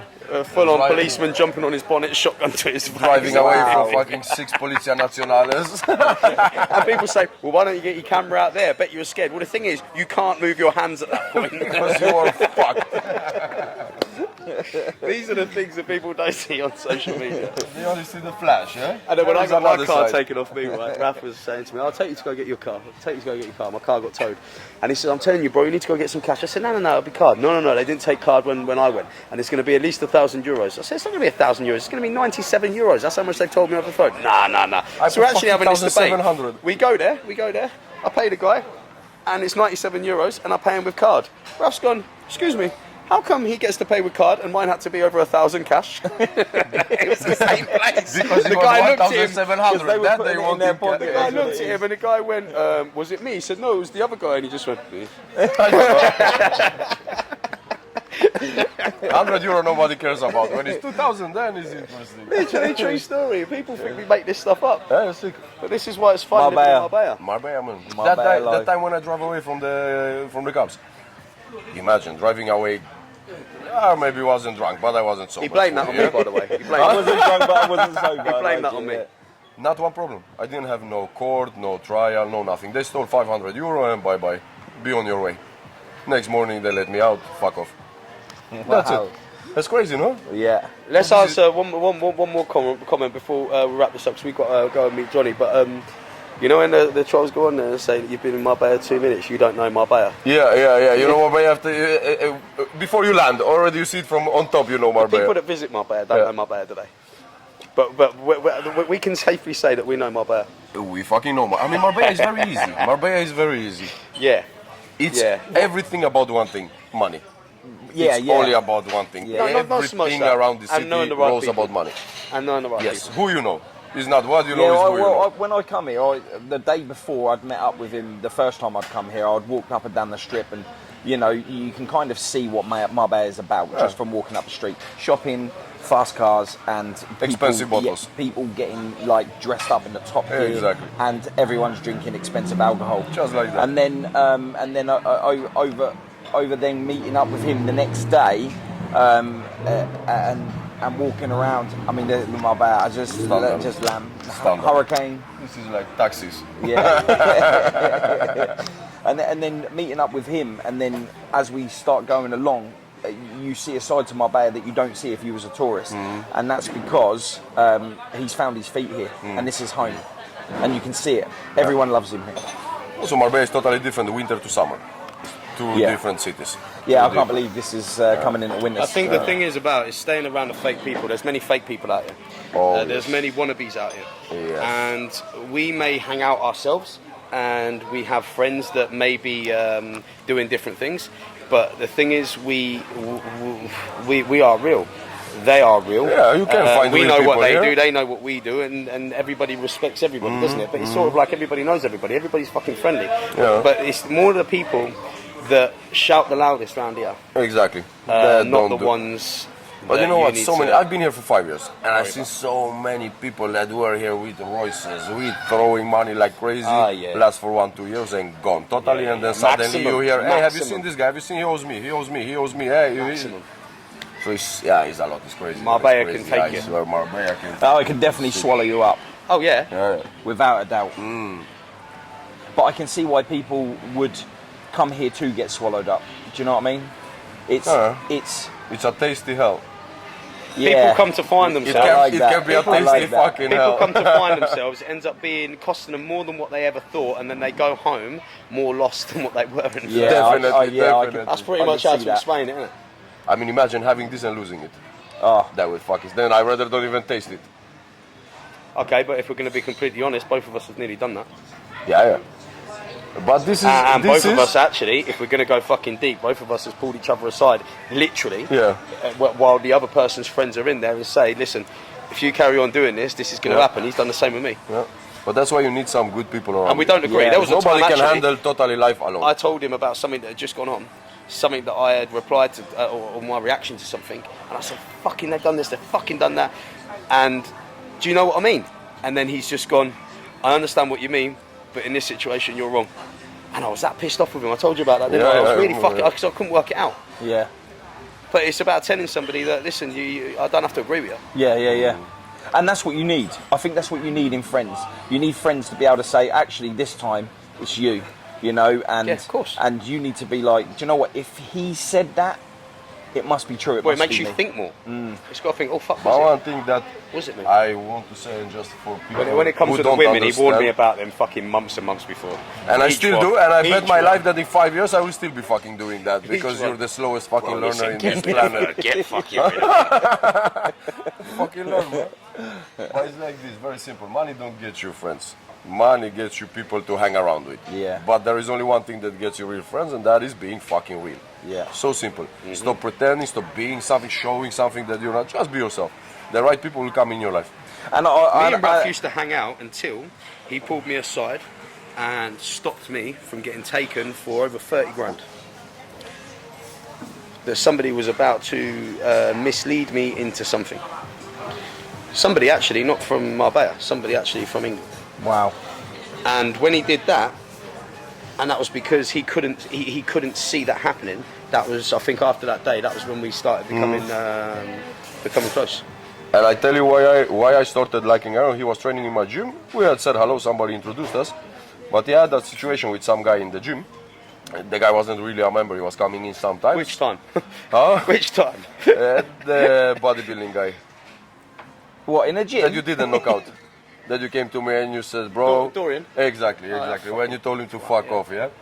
And then he comes to me and he says like, bro, I know it's your gym and I respect you and so on. I have a problem with this guy. I'm sorry, but I told him to fuck off because if I see him, I will knock him the fuck out. And I said, but you didn't knock him out?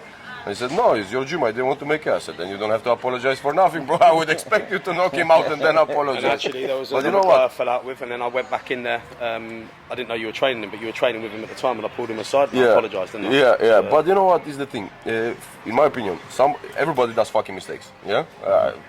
Some have done a lot. But if you can apologize when you know that you're wrong, this shows me your level of person you are. Like if you can at least say, okay, I was wrong, I'm sorry, my bad. This is important. I agree. Yeah.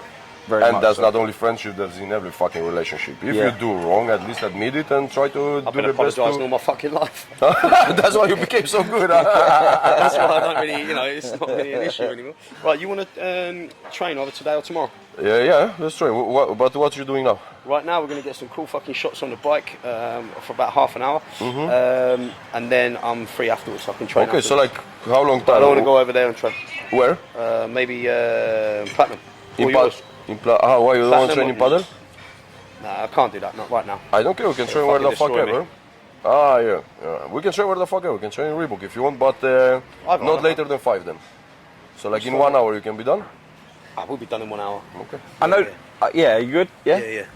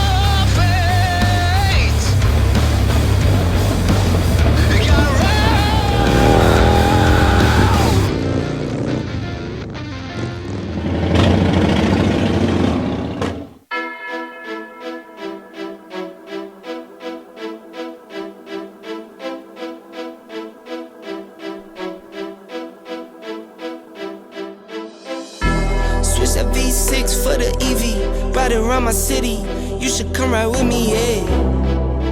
Feel me if you hear me sip, water like a fish, sip box water to the gillies, yeah. This a new wave, this a takeover, do it for the future, time to get a world a makeover.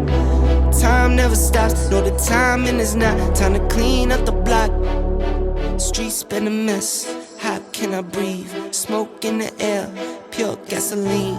I see the news, see what you read. Change gotta come, put that on me and watch me educate. Yeah, we been cut started, but it's never late. Do it for my kids, yeah, let's set it straight. Do it for your kids, gotta set it straight. It's time to regulate, we need change now. We need solar, we need EV in the game now. Make it changes so the earth we know can stay around. Make it change cause we had no time for playing around. Let's quit the playing around. First rule to me, let's keep it clean. Watch how we build, clean air we need. Start from the flow,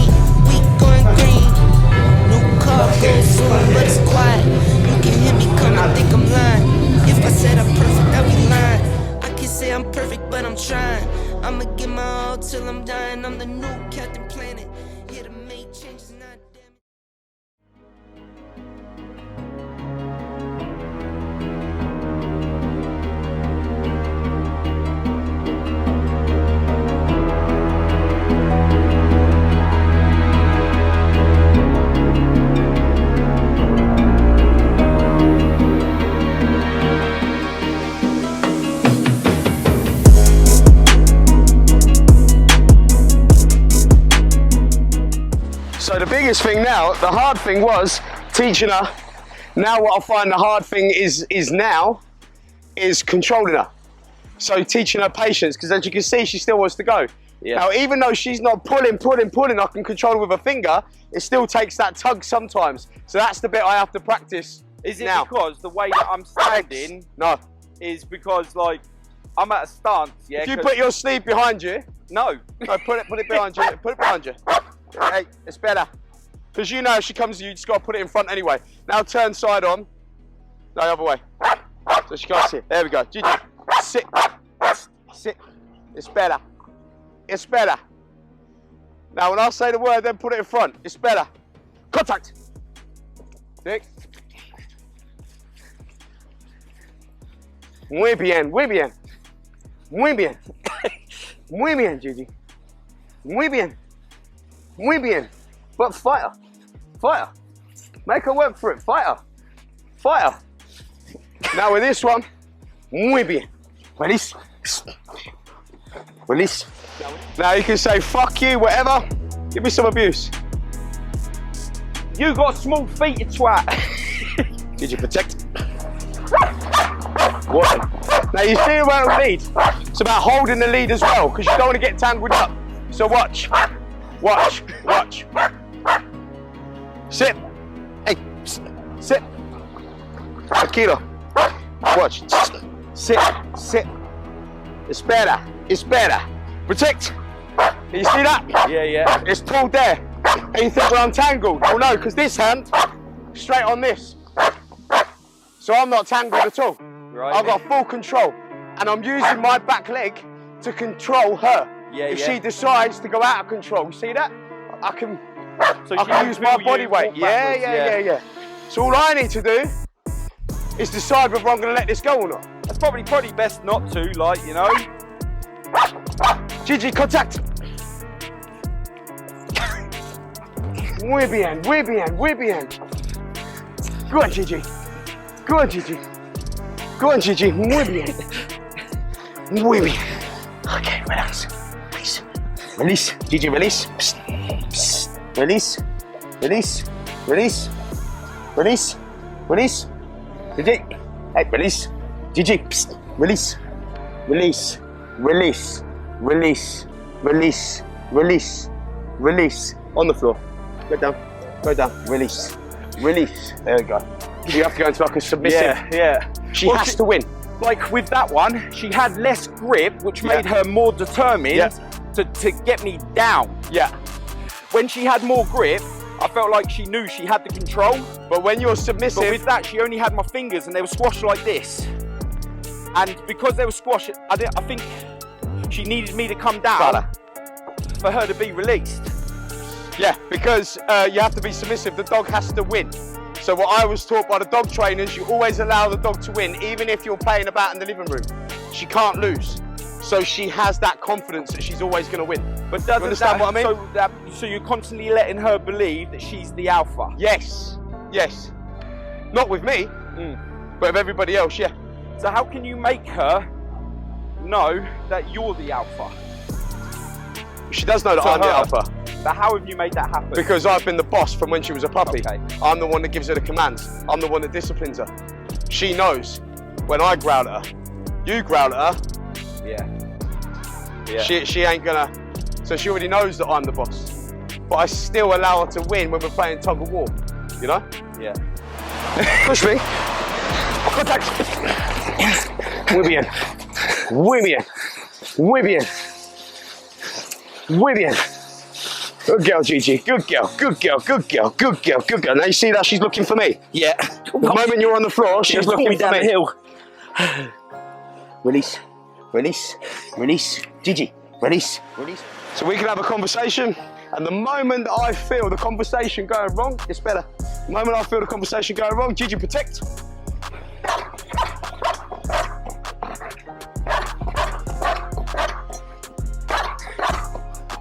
And that is pretty much all you need most of the time. But just in case they want to get brave, start waving your other arm around like you got something. That's it, come closer. I've got her anyway. And there you go. Muy bien, Muy bien. Muy bien. Now on the floor. Do you release? Release. She definitely broke my hand. Yeah. Definitely. Should we do one more? Yeah. That one there. She broke your hand. I think so, yeah. It's yucky. Make friends. Sorry, good girl. And she would be friends with me just like that. Yeah. Now this is the important thing. You know when you see like a drug dealer's yard, they'll have like a fucking dog that's barking aggressive, that's fucking frothing at the mouth, right? A lot of the time, the dog's scared. If you notice, her tail is wagging. Yeah. She treats this as a game. Yeah, I mean, she likes me genuinely. She treats it as a game. To her, there's no hard feelings.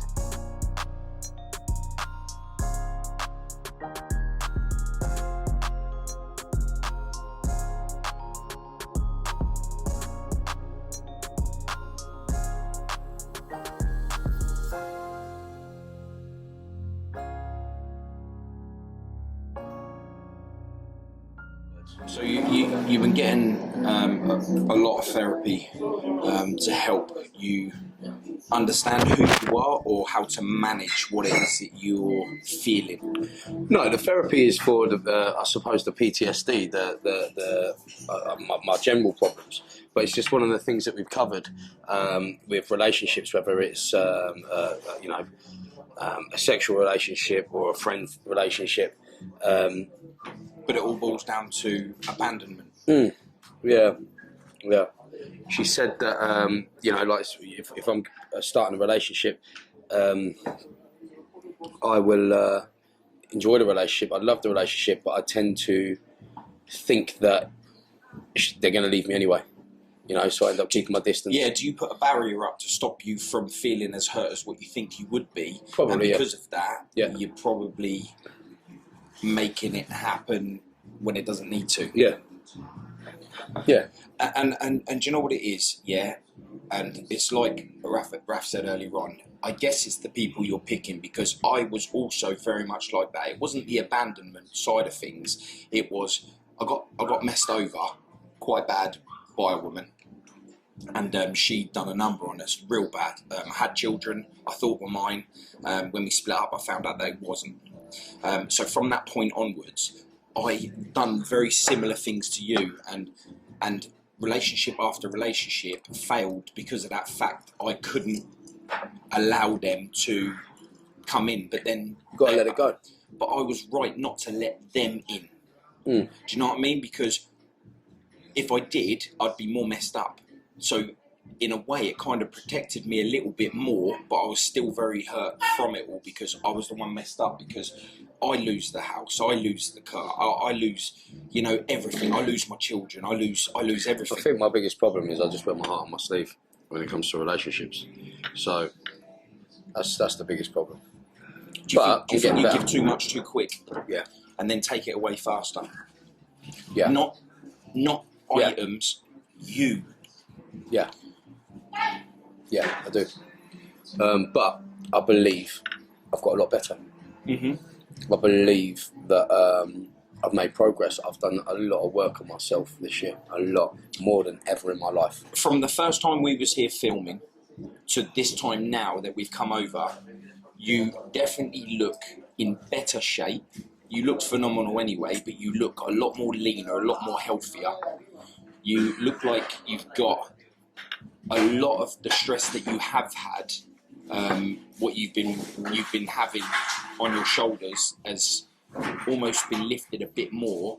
You still took on other stress not in place of it, but some stress still. But I think, with the whole court case thing that you've had going on, now you've won that.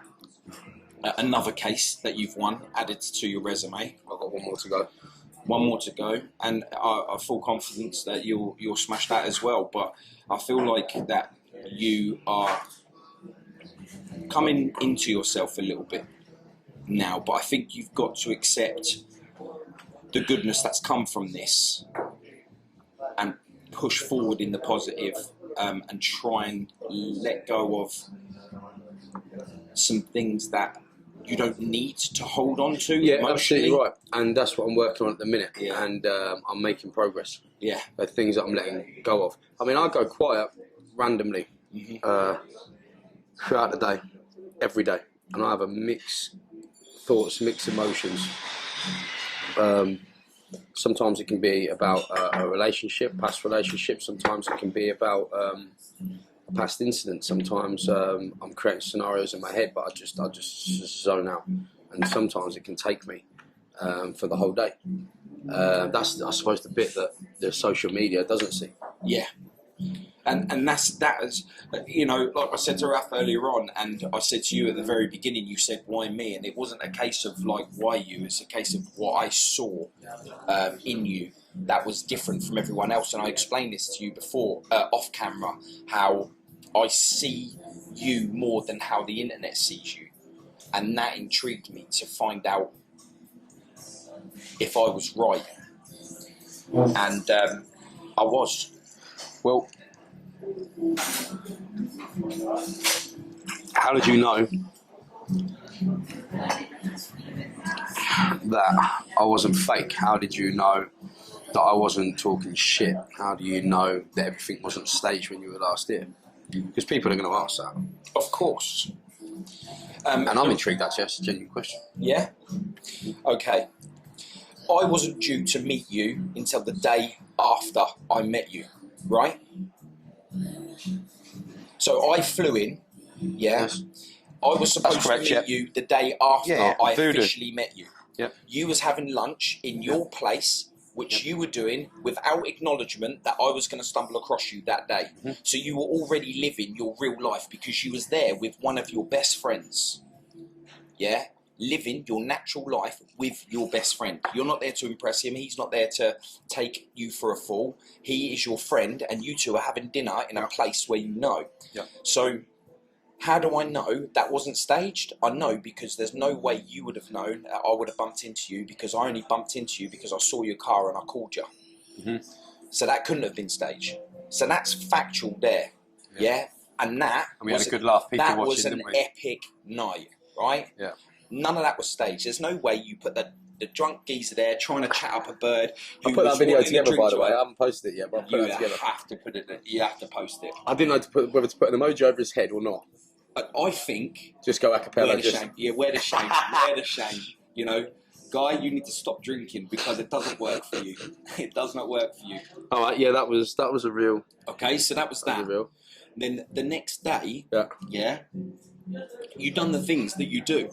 And I just come along for the ride. You know, the people that I'd met didn't know that you was coming. So if you was going to set up a show, you would have said, I've got some guys coming down, they're filming me. They turned up. There was a guy on his birthday, he was there and he was so happy to see you. Weren't staged. Real recognise real. It's really that simple. So what are you hoping to get out of this this podcast / documentary? What are you hoping to get out of it?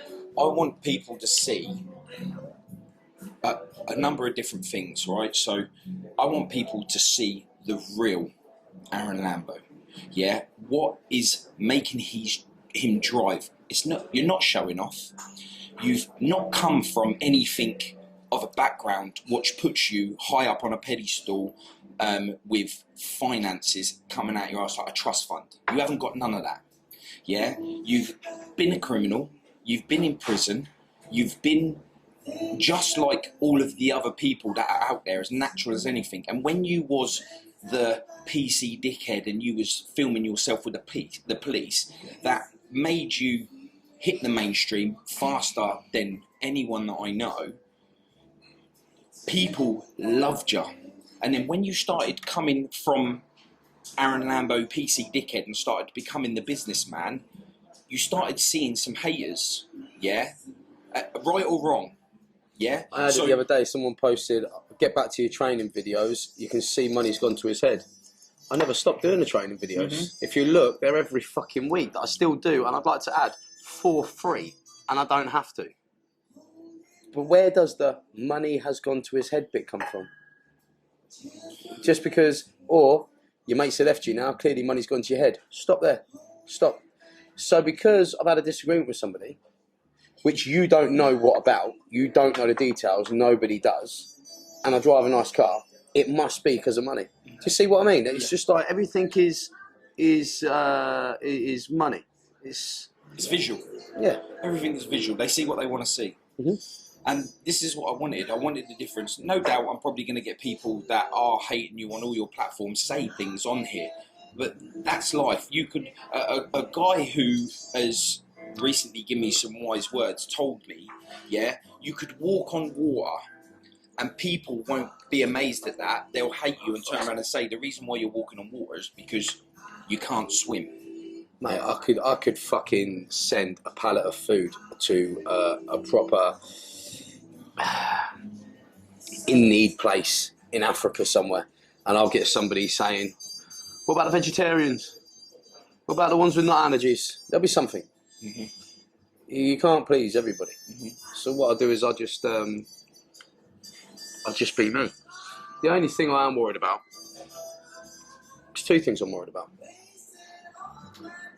You said about clearing your name with the police earlier. Not fucking interested in that. However, I do worry about the system because I'm scared about what lengths they're going to go to get me.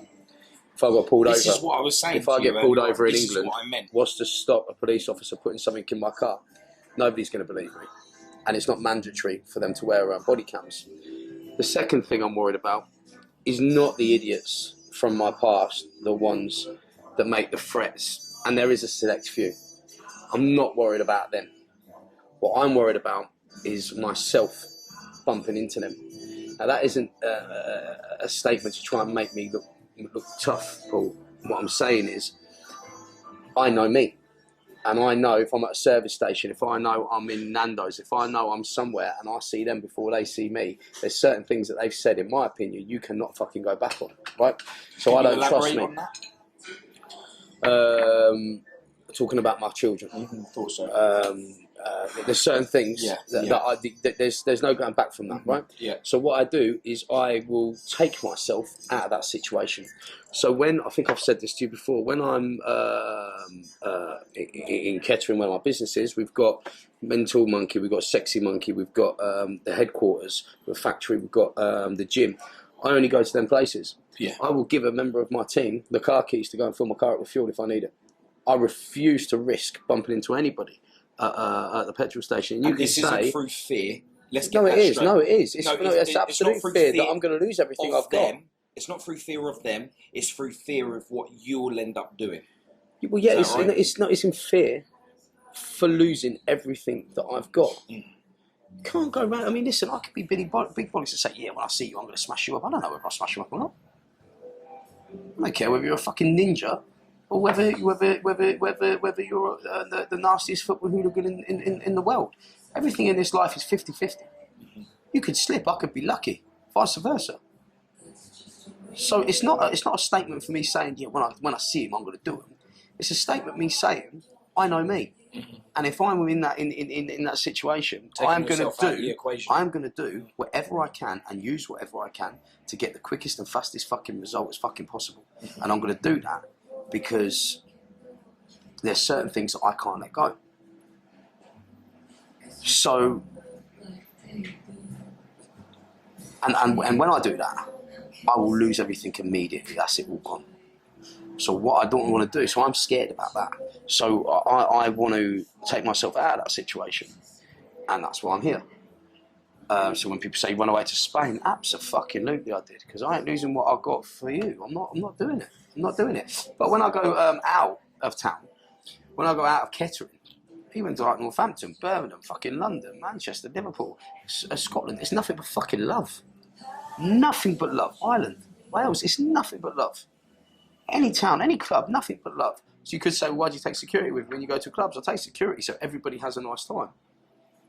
Because, you know, things can erupt very fucking quickly. Yeah. But in the whole time of being social media famous, if you will, I have never, ever had a random troll or hater approach me in the street. Call me a cunt. Never. It's been nothing but love. I've witnessed it. Nothing but love. But yeah, I am scared. I'm scared of losing everything I've got. So there's two things that I worry about. It's the system, and it's myself. Now, with myself, my mental health, it's always work in progress. That's never going to be fixed. I've just got to learn how to deal with it. And there's things that have happened within the social media that I've really fucking struggled with. That is not online. There are things that I've already got fucking serious problems. I've got my own issues to deal with. I'll tell you something about but then I've got the career, if you will. I don't even know what I'm saying is making sense. But this is actually something I've never talked about. Didn't even come in my mind to talk about now. And I can't expect you or imagine, or I can't expect you to imagine it. But I did videos on the family court, the system, helping people, training, showing tips and techniques, and I'm getting people that have been blown up, people that have suffered and losses that are fucking beyond imaginable, that are coming up to me, crying, and calling me an inspiration. Yet, you know, when they tell you their story, you're thinking, fuck me, mate, and you're still here? You understand what I mean? And that makes me, I get the trolls online calling me a fraud. That makes me feel a fraud. There's been times, it was only 2 days ago, I had to walk out a monkey. Because I had a guy come up to me and I was going. And I had my photo with him, and then I walked in, Andy was there actually. He looked at me and he went, I said, I've just got to go. And he went, oh no. He says, I'm going as well. And he did. There was how can I explain it? Because I'm not making sense. There was okay, so I'm a year and a half into this fame thing. Imagine this hitting you. Year and a half into this fame thing, everything's fucking blown up. I'm starting to get invited to events and that. I'll do a bodybuilding show down south. I'll go there. There are, fuck me, man, it still gets me to this day. I got invited to do a talk, seminar. There are two, is everything all right? There are two beautiful young girls. Beautiful young girls. Same age as my daughter at the time. It must have been about maybe 9, 8 or 9. And they come up to me, and their dad was there. He trains, and they said that they watched the video. I think it was on my daughter being bullied at school, and it inspired them. And they kept coming over to me. I think they come over to me 3 or 4 times. First off, they wanted me to sign their little ticket. I gave them a hat, or I gave them something. We had a couple of pictures together. I met their dad. And then it was... No, I know the dad's going to forgive me if I get this wrong. I don't know what the time frame was after that, but they kept in my mind right from that day on. Cara, name is. And then I get a message from her dad after the event, telling me that his daughter and their mum had been involved in a car accident last night, and she died. Mum was in a coma, right? So, and he even put in his message, he was pouring his heart in a message, and I was the first person that he thought to tell. Fucking, how'd you deal with that? One, I'm being told I'm an inspiration to people. Now I'm meeting people, that's new to me, signing things. I was getting sort of used to grown-ups asking for photos on nights out, but then starting to have kids that my daughter was inspired. And then to be told that, it fucked me up. And I never let anybody know on the internet. I never let their dad know. And that was when I met Ella, my therapist, and what I asked her to do was to help me along my journey, because there's going to be many things like this that I'm not going to know how to deal with. The people are pouring out their heart to me. No pasa nada, gracias. Para mí, porfa, sí. Gracias. Eso. Sí.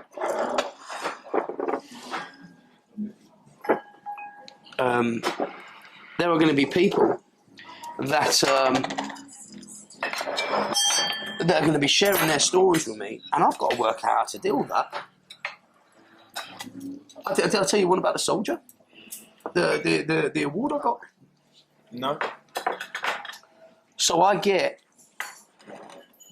a message from a guy, a soldier, saying that he was in the Gurkhas. You know the Gurkhas, the Special Forces? Yeah.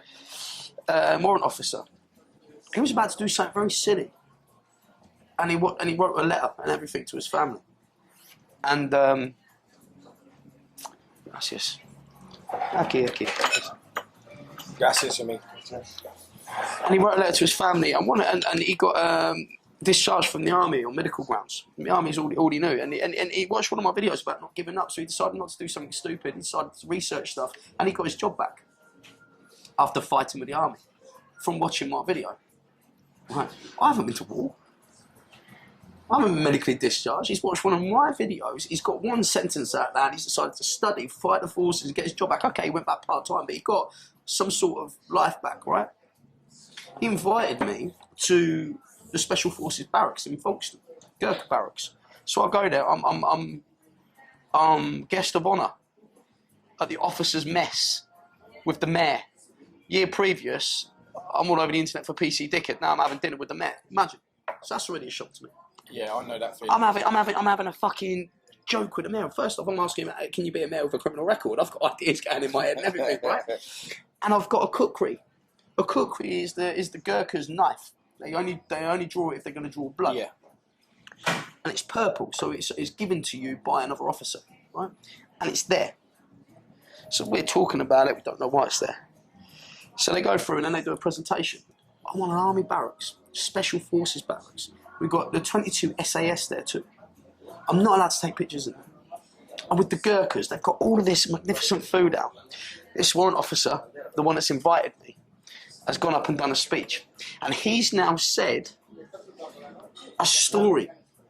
He was in combat in Afghanistan, and they were in a minefield, and they were stuck, they were pinned down. So he volunteered, and he did a fingertip search of a minefield wearing nothing but vests and shorts. I'm not on about Kevlar, right? And as he's doing a fingertip search, his men are following his footsteps, going backwards, returning fire covering. And he got his men out of danger.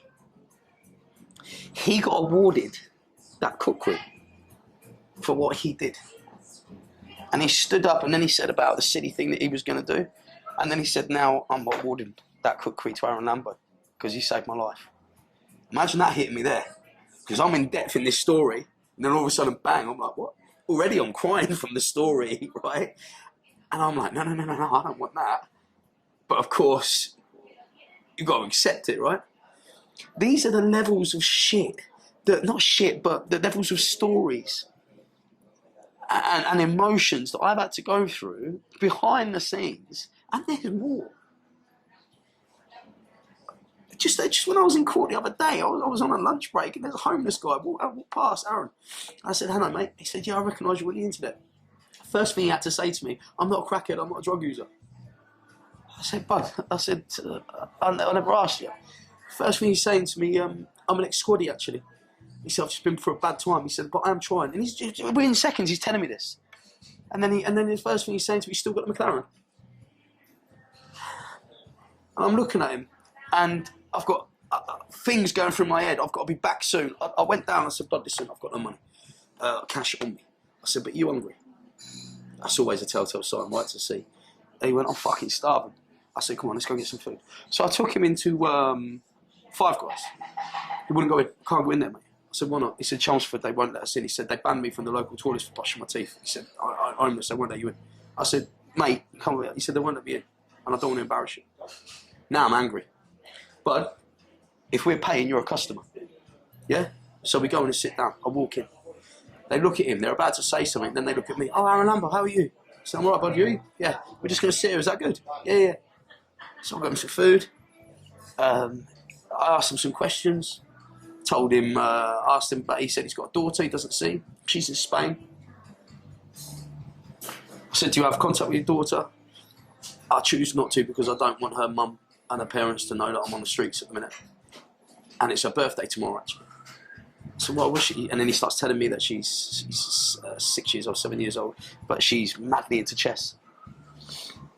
So I asked him about his service, and he says, I've never been on the front line, I can't say I have. He said, but I was part of the regiment that looked after the politicians and stuff. Right. And he said, I said, so why are you on the streets? He said, because I was too honest. When I went to apply for benefits, you need an address. And I was honest, I didn't have one. Therefore, I couldn't get one. He said there was a gentleman that took kind to me, offered me a painting and decorating job. Lasted 2 days. He invited me into his family home. I had a shower. His missus went fucking ape shit. Why are you inviting strangers into my fucking house? Don't fuck. So he had to let me go. He says, all I want to do is work. I don't want to hand up.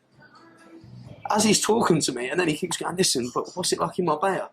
You know, what's it in McLaren like? What's it? And I'm just like, I don't want to talk about that. Yeah. You know what I mean? Yeah. So I got out. I drew a couple of £100 out the hole in the wall. That's all I could do. Gave it to him. Wouldn't take it. Refused to take it. I made a phone call to Ali, the soldier that I just told you about in the Gurkha. Because now he's got a group where he looks after ex-servicemen. And I said, listen, maybe a bit far. I know you're in Folkestone, this is in Chelmsford.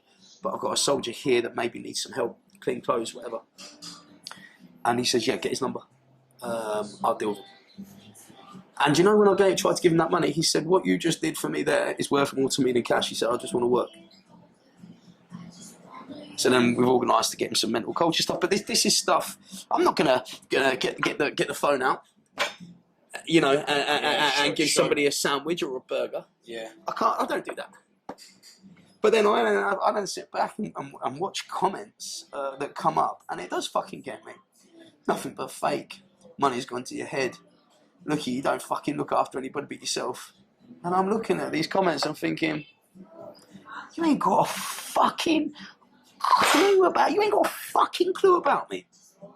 Nothing. The people that I've helped out, that have worked for me, I have rules. They broke them rules. When you break them rules, you forfeit the right to a part of our brand. Because it's not my brand, it's my team's brand.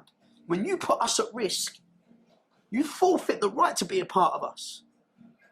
But of course, you're okay to put that story up.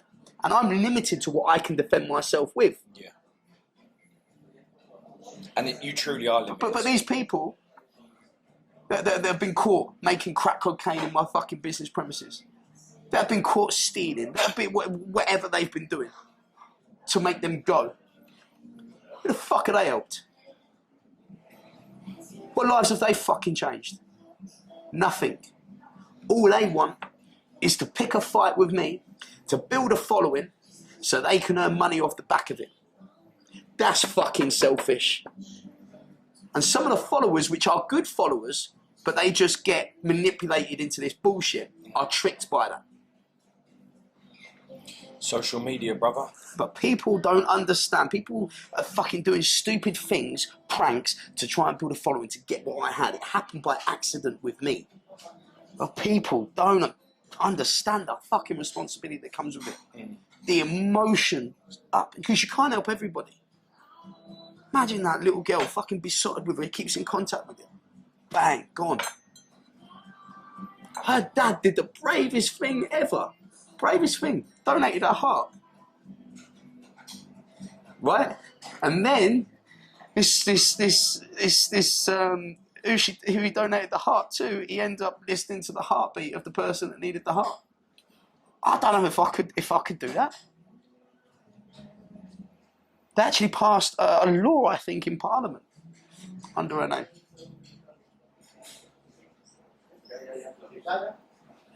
But people don't see that. But the people that they follow, that they watch, that do the homeless thing, that do the helping the less fortunate thing, they watch them. Oh, what a good guy. Do you know how I met Atik? I rung him up during lockdown because I saw the stuff he was doing with the elderly, and I said, I can't get to my nan, I'm stuck in Spain, bud. I know you know me. I know you follow me. We know of each other for years from Peterborough. But I'll ask you to do me a favour, and I'll do you a favour. I can make hand sanitizer because I make vodka. I'm going to give you hand sanitizer to give to the people, but I just need you to drop some out to my name. Can you do that for me, Atik? Yeah. First thing Atik said to me, listen, which part of the business do you want me to advertise on social media? You ask him this. I said, none. I know. I said, none. Why the fuck would I want to do that? That's the wrong reason to help charity. The wrong reason. How about just give fucking money because you can? But people don't know this. They don't know anything about me with a fucking brand. And they want what I've got. I can't even handle what I've got. You try dealing with these issues plus your own. And then you can't have a day off because you've got the people you love that rely on you.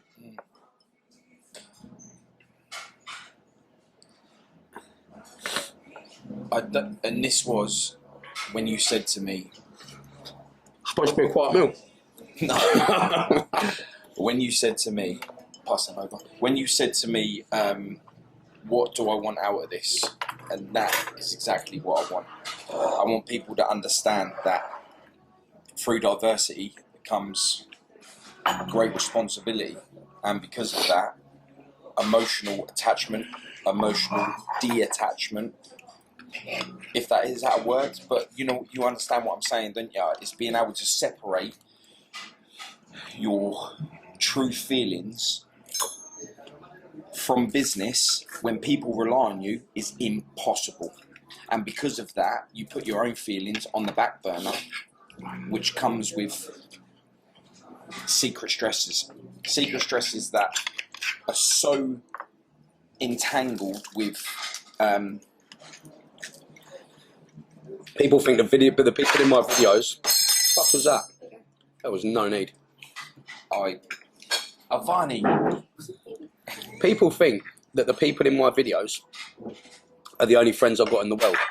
They don't realise that the closest people around me were before these people, before my team, and they're still there. That's why I've got so much love in Peterborough, as you know.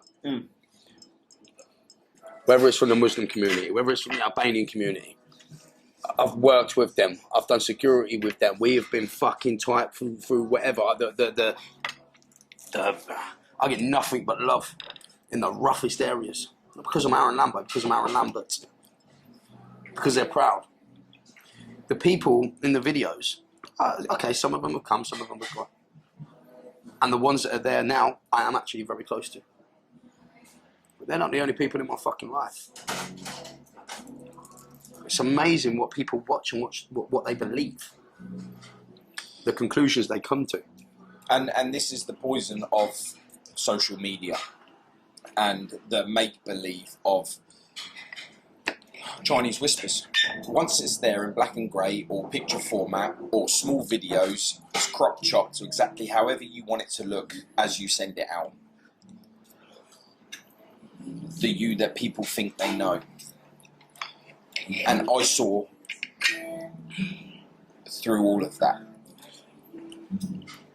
And I knew that when I reached out to you, it was the right thing to do, because not only am I finding out exactly what I thought, but I've actually gained a friend from it too.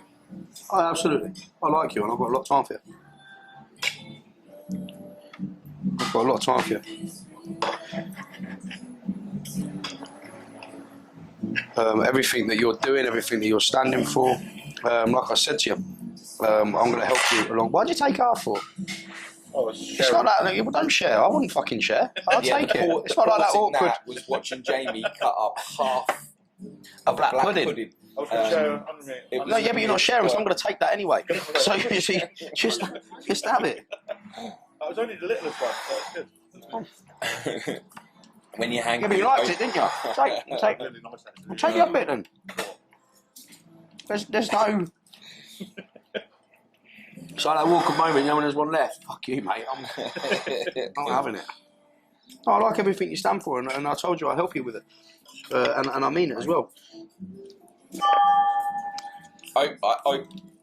The one good thing I've got that come out of this, of course, is friendship, 100%. That has always been And our friendship hasn't really started yet. That's what I'm saying. And you know, Perdona, una más Coca-Cola, por favor.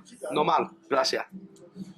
And you know, there's many times you've turned around and said to me, all right, let's come out to Marbella. Don't you worry about a thing.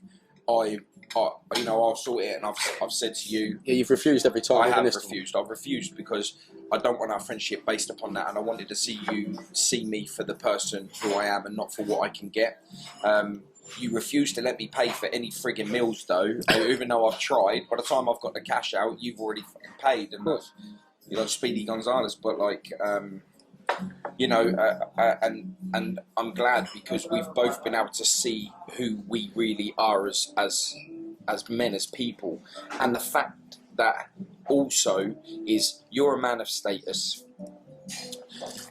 across the internet, and that is the new celebrity. Gracias. Yeah, well, apparently that's the new celebrity of today's world. Like, it's confusing. It's very because I turned around and said to my missus, that's why there's such a big responsibility. Yes, exactly. And what people don't understand is when they put in these videos out there, you know, people not eating, people self-harming, doing, and it's good to gain that transparency in the world. But when they're doing it to brag about it, people do adopt the situation and do it themselves, you know. So I think the way you say great responsibility comes from the pressures of social media. You have to know your audience, and you want to know something ironic? What? That day when I helped that homeless guy, yeah, I went back into court. The judge says to the jury, I'm in court for speeding and assaulting an emergency worker. The assaulting an emergency worker, I didn't touch him, didn't raise my voice, didn't swear. In his body cam, didn't swear.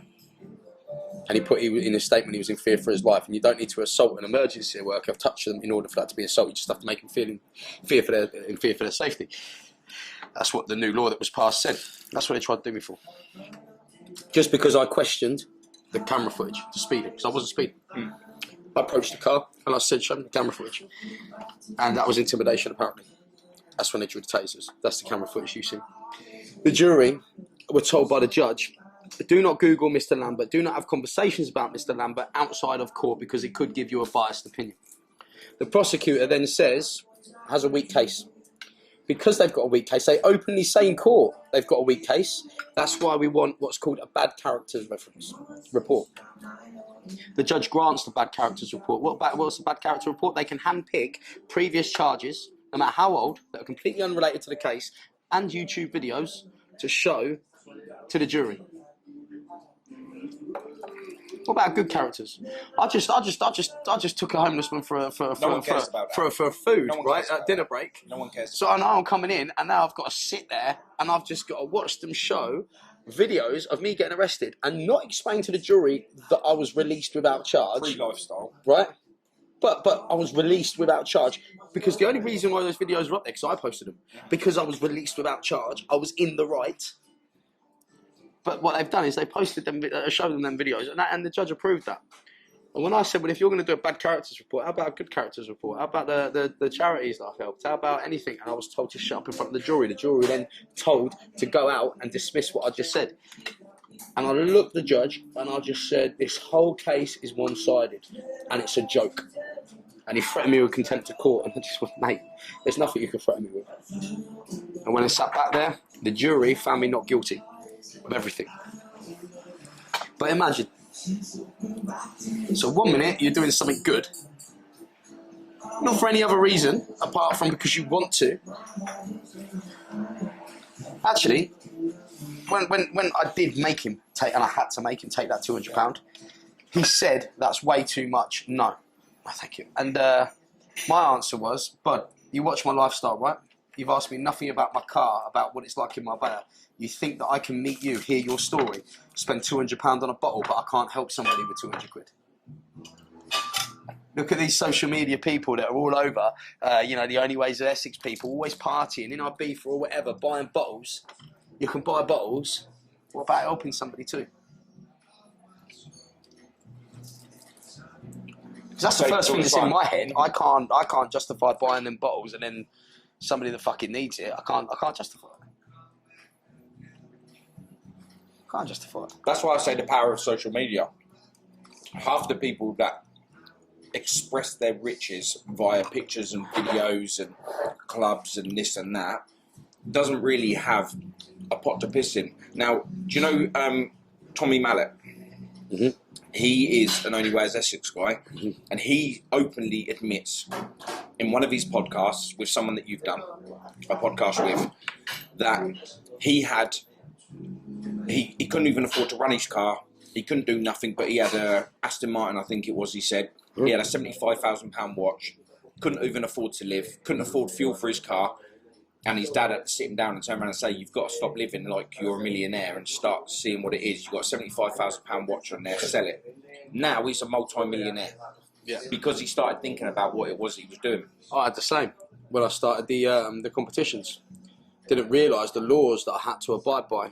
And they froze my bank account because they have to, rightly so, because they have to check. Because there's so many people doing competitions that are taking people's money and closing down the site. So there's a process that you have to go through. Well, the bank account that I used was the same bank account linked to my whole brand. 4 to 6 months, frozen. Nothing. We're making, between 30 and 60 grand a week, can't access it. They're releasing £300 every now and then. Can't restock. I had a McLaren outside, paid for, no finance, my McLaren. I had to take money out of out the till in the coffee shop to get bread, to get milk. Me and Natalie rinsed our savings to pay the staff every month. Some of the staff that fucked us that left. You know, and I had it. I didn't have a fucking pot to piss in. Absolutely nothing. But I couldn't show that on social media because that would just create rumours. Luckily, it all planned out in the end.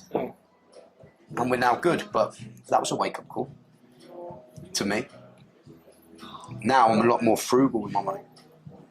That was me. I mean, in Portobello's, one week I spent 18 grand in 1 week at D&G. Now when I go in there, they'll close the shop for me. Harrods, they'll close the shop for me. Any shop I want to go in, I call ahead. I spent that much, and it's things that I didn't fucking need. I've spent fucking like £900 on a t-shirt that I've only worn fucking once. I can't even remember where I put it. Now, do you know what I do? I've got more money than fucking ever, and now I go to Primark. I might have a nice watch, might have a chain, but my t-shirt will either be my brand or it'll be Primark. If I'm going on or Black Saint. Or Black Saint, yeah. But if you're going on a date or you've got an important meeting, of course, it's nice to dress up and you will, maybe wear a bit of D&G, maybe wear this, that's cool. Or Black Saint. Yeah. But most of my shit now, the way I see it now, when I get out of a car, and people see the car and they see the fucking watch, you really think they give a fuck where my jumper's from? Every single thing you've ever seen a picture of, I've seen many pictures on power talks and power presses on Instagram, social media, that you do not see a Gucci belt, a Louis Vuitton bag on any billionaire that shows that any true billionaire, because they're putting their money elsewhere to make more money. No, they're not, I've earned £1,000 today. Oh, I'll spend 1,500 quid on a belt. In England, I've got a whole room that's full of boxes, Brighton boxes. I forget them ones. The other room, it's full of Gucci, Louis Vuitton. I've got a room that's just got wallets that I brought, never used. They're still in the boxes. They're all on display, never used. Just from coming into it, I've got one wallet that cost me £6,880. It's 5 in the world. Sylvester Stallone's got one. And I've never used them. This one is the only one because it's convenient. And I use this every day, and I've used it every day for the last, 3 years. And I've got a whole room full of brand new ones in boxes. When I go back, I'll look at the money I've wasted. Yeah. It's all still there, but it's wasted. I've got trainers that are billionaire trainers. I don't know if you've heard of the brand Billionaire. They're all like python skin. They're all in the boxes still. I've got everything, just fucking boxes, and they're all on display. It looks nice. But where I actually live here, I've got maybe 3 pairs of jeans, and I alternate when you go on a night out. I pretty much, if you look at all of my going out t-shirts, if it is a D&G t-shirt, it's the same one all the time, or black same. Yeah. But it's the same stuff because it's just convenient. You end up finding having a lot of things becomes inconvenient. That's just anything. Yes, of course. But having a room full of Harley Davidsons, you don't need it. You don't need it. But you've got to keep them on charge. You've got to keep up with the MOT. Now you've got to pay somebody to help you keep track of all that. Same as having more than one car. It's a fucking headache. Yeah. Yeah, I mean... So what I did is I used my bikes in different business entities. So I use them on display in the coffee shop or somewhere. So they're being used, to effect. People can appreciate it. But the bikes, the watches, there's an investment there. And I don't regret buying them. I won't be buying any more watches and jewellery because I don't need it. I've got that well out of my system. But the bikes, I mean, that's my thing. But the rest of the shit, if I'm wearing a Louis Vuitton belt, if I've got Louis Vuitton trainers, if I've got, trainers, I like having nice designer trainers. I think most people do. But the £800 t-shirts, the $9,000 jacket, it's not necessary. Was that Gucci one you tried on for your birthday? No, this one was a D&G one. Yeah. Or black. Yeah. But it's not fucking necessary. I know. Spending 15 grand in a fucking shop is ridiculous. It's the most ridiculous and fucking pointless and stupid and self-fucking obsessed thing that you could ever fucking do. Ever. And how did that make you feel when you done it? It didn't even give me pleasure for a day. Exactly. Cars I used to get a car, my very first car on finance. I was buzzing with that car until the day I sold it. And my best friend in the world, James Collier. You'll meet him, you'll speak to him, and he owns Shaw. He got me, imagine this, he got me finance in his name. That was back when I was a cunt. And he's the one person I never fucked. He's the one person that changed my life. I was fucking people left, right and centre before I met him and Stu.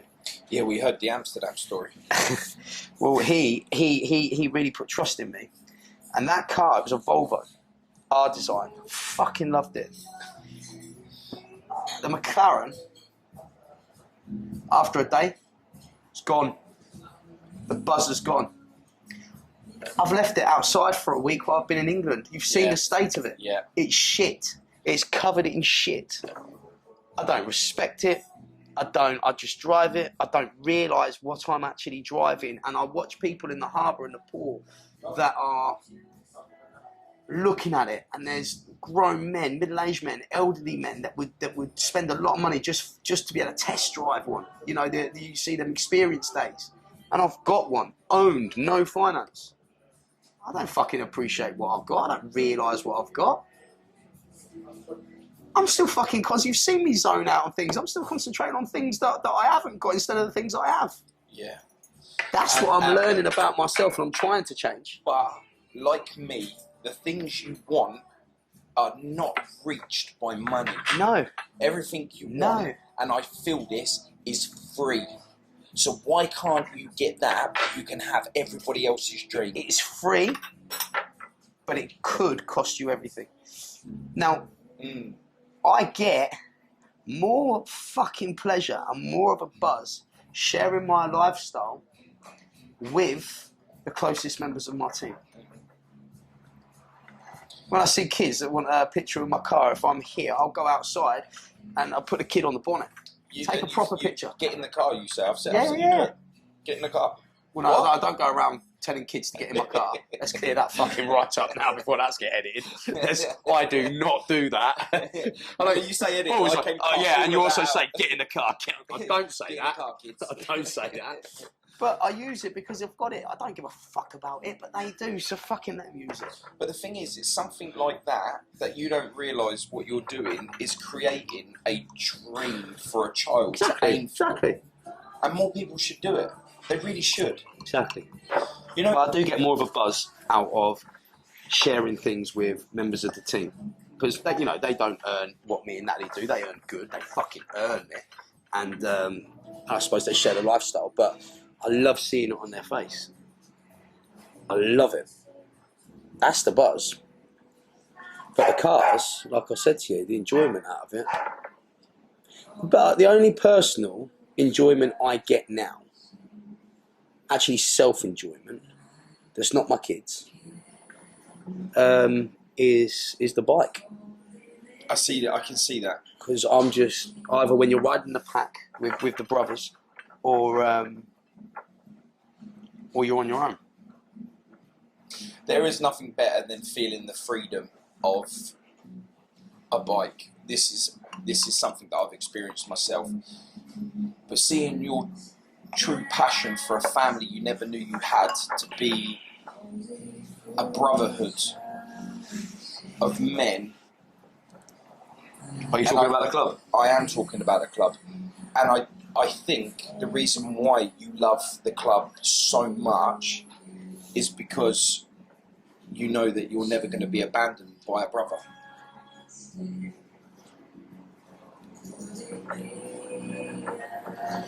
Because once you're a part of the Angels, you'll always be a part of... Johnny said that to me today. He said, sometimes you go to jail, sometimes you find yourself alone, sometimes you'll find yourself at a high. But it doesn't matter what part of your life you're going to be in, you'll always be an angel. Mm-hmm. And that's what it's all about, brotherhood. When I've broken up, when I've had a relationship not work out, it's very difficult for my team to talk to me because they don't know how to take me a lot of the time, even Natalie. But they all check up on me, all of them. That's why I love the lieutenants in my brand so much. There's brothers in the club that I'm fucking close to, that have known me since way before social media and throughout my journey with social media, that will pick up the phone, and if I don't answer that phone, they'll ring me again and again and again. There's no blocking that door like I can do with other people. And they make sure that I'm okay. And they've given me advice. They've made an effort to help me or involve themselves in some way to make sure that I know they're there if I need them. Not always in a physical sense, just maybe just on the fucking phone.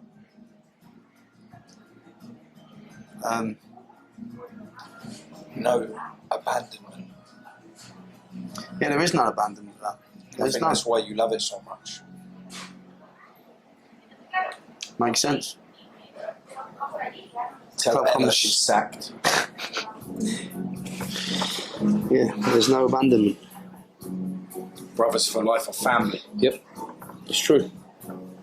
And I've got that. I've got.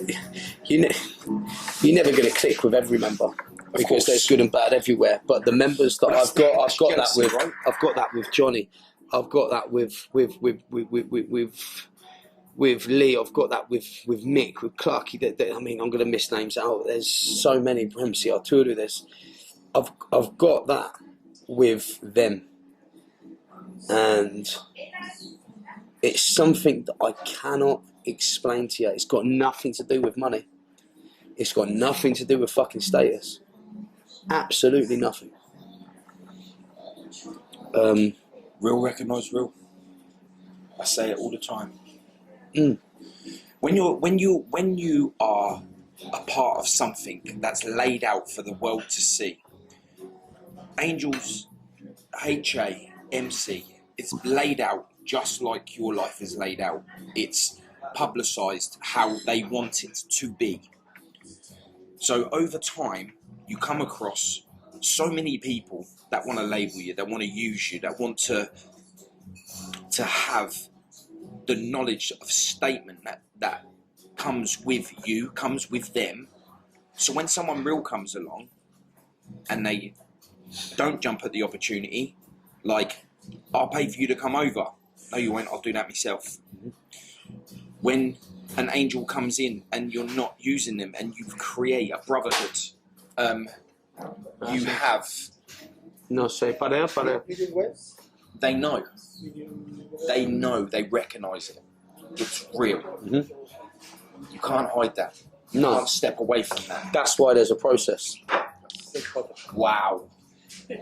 That's why there's a process, so you can't hide it. Gracias, amigo. You understand what I mean? Nobody can hide that. Thank you. Oh no, keep it up. We've had some powerful talks, didn't we?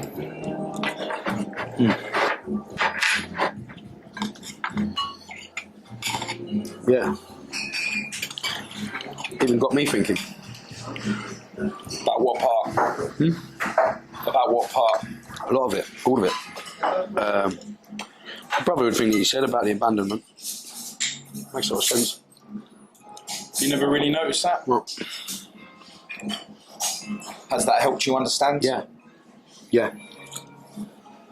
And that will make you treasure what you have more than your McLaren, more than the money in your bank, your £9,000 coat, Oh, yeah. your £60,000 watch. Oh, yeah. And that's just one of them, you know, and many more things to come, because it's free. You can't buy that.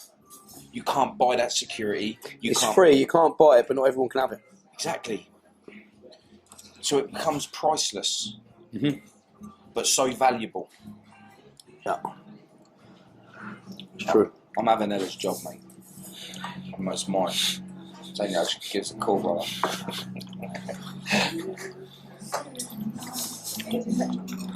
Ketchup. I don't think there's ketchup in the place, right? The whole Thank you. this podcast or documentary, it's giving people an insight into me. Fuck me. Even I'm learning a lot about me. I'm going to be watching this back going, fucking hell. Yeah. Someone's going to crash you cunt. Oh, yeah.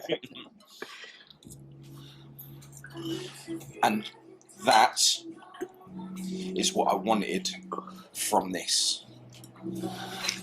You're welcome.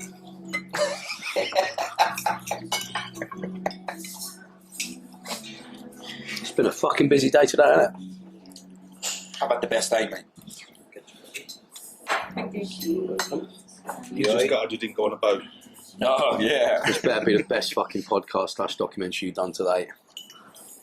Not what I want. This is the only one. We're still learning. This is the one.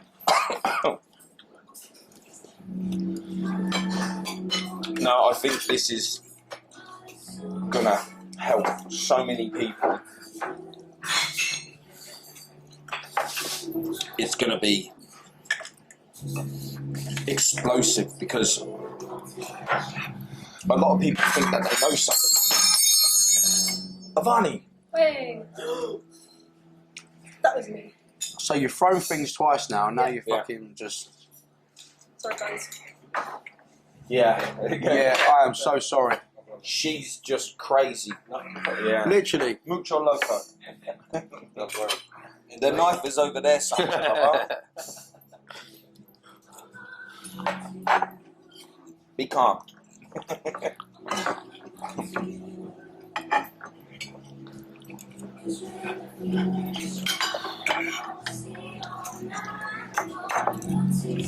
I'm excited to what we film in England. What was you going to say? Tell me about this place, man. Like, really, this is above and beyond any place that I've ever been. I'll tell you what, this does match one other place that we've been to. Bears. Yes, Bears. Have you ever done Bears? Crazy bears. Crazy Bear. I've heard of it. Crazy Bed Hotel. But yeah, it's unreal. And this place reminds me of it. Yes, actually, it does, yeah. It's amazing. So what brings you here? Johnny and his wife introduced me to this place. It's out of the way. It's near Old Town Marbella. It's called San Francisco. San Francisco Marbella. And the gentleman that owns it, I think he's from Belgium. Lived in the States, and now he's opened this here. He's got a better English accent than me. Yeah. And it's incredible. It's quality food. It's homemade stuff, handmade stuff. And it's nowhere near the prices of Port Banús and other places. Nowhere near. And it's so pleasant. You ask him a question. You asked him a question about a name, something, and he says, actually, that the name from that pasta comes from the Latin and blah, blah, blah. They start, fucking hell. Yeah. Can you recommend something? Yes, I can. This is really good. And I'm like, fucking hell. This is two of my favourite places in Marbella. San Francisco and La Pasta by a guy called Michael. And he sits in his window every day at 6 o'clock making his own pasta. I'll take you there tomorrow. It was it's fucking nice. And again, quarter of the price of Marbella, Port Banús and other places. Well, it's a one-man business. This is where the chains are going wrong. Yeah, that personal touch. Mm-hmm. I always find it's really nice when you go somewhere and the person who owns it is actually working there. Oh, he's working every night. We've got some friends who own a Turkish restaurant, multi-millionaires, and the owner is in the kitchen cooking dinner, isn't he? Absolute Every night. amazing guy. Every night he's in the kitchen making dinner.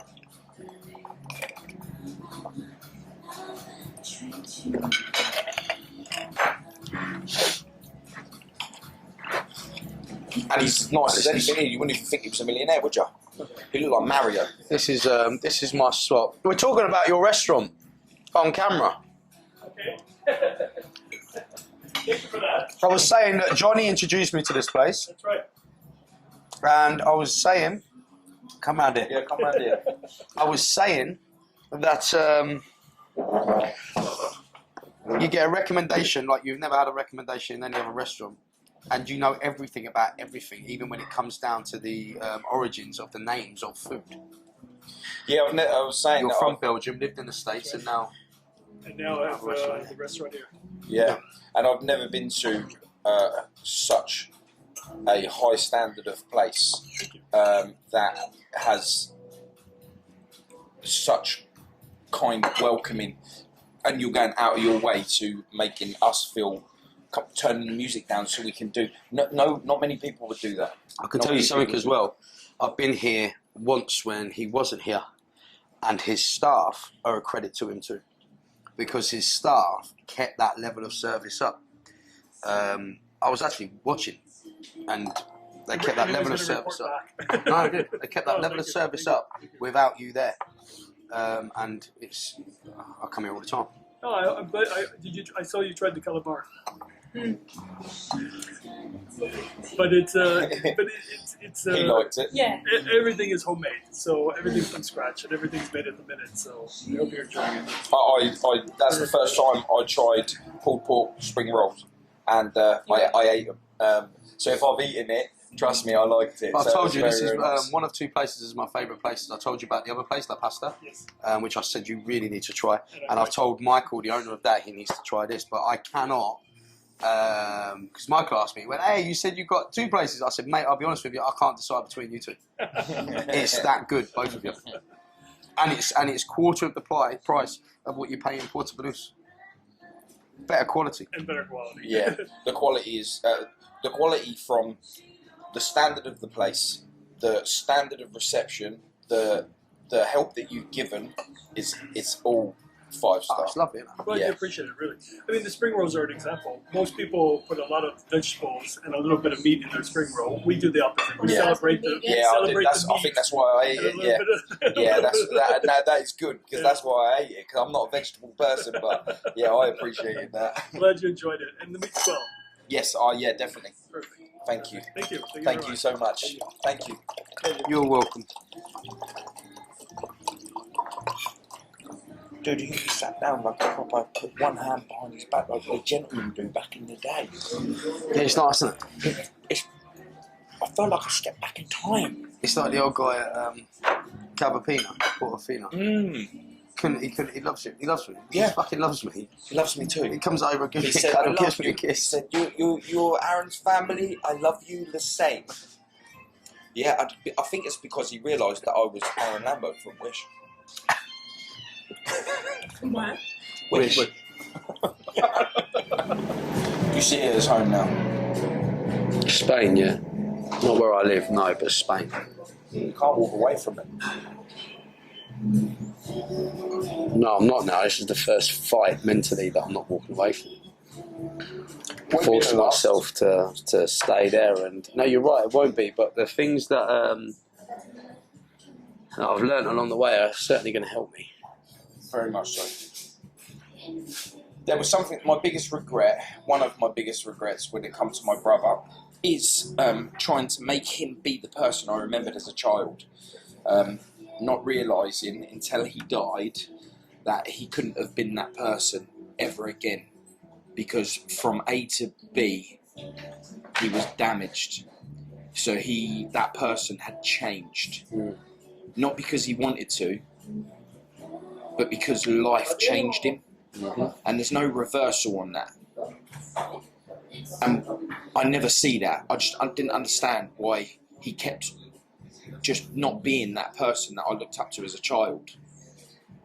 And I wasted so much time trying to tell him how much he'd changed that I realised that probably every time that I'd done that, it probably hurt him more.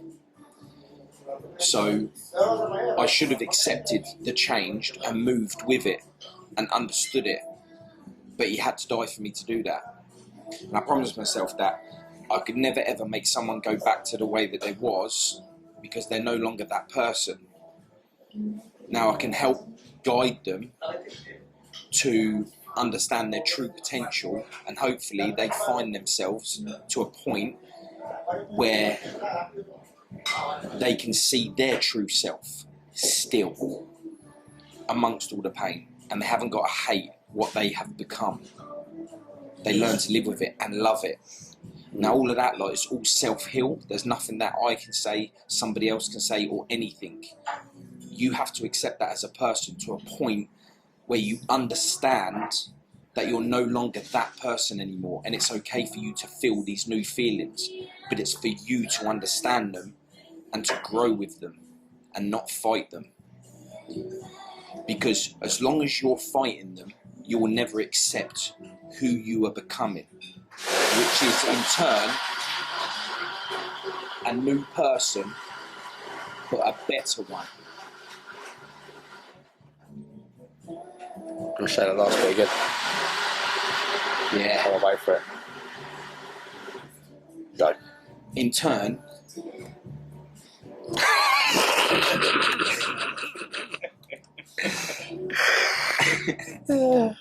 right on cue, buddy. As long as you enjoyed yourself, eh? But you get what I'm saying? Yeah, I do. Just because you may slip doesn't mean that you've undone everything. It just means you've stumbled. That's all. And what happens when that happens? Your grandparents or your parents or yourself, you pick yourself up, you brush your knees down, and you crack on. Falling down only hurts for as long as you want it to.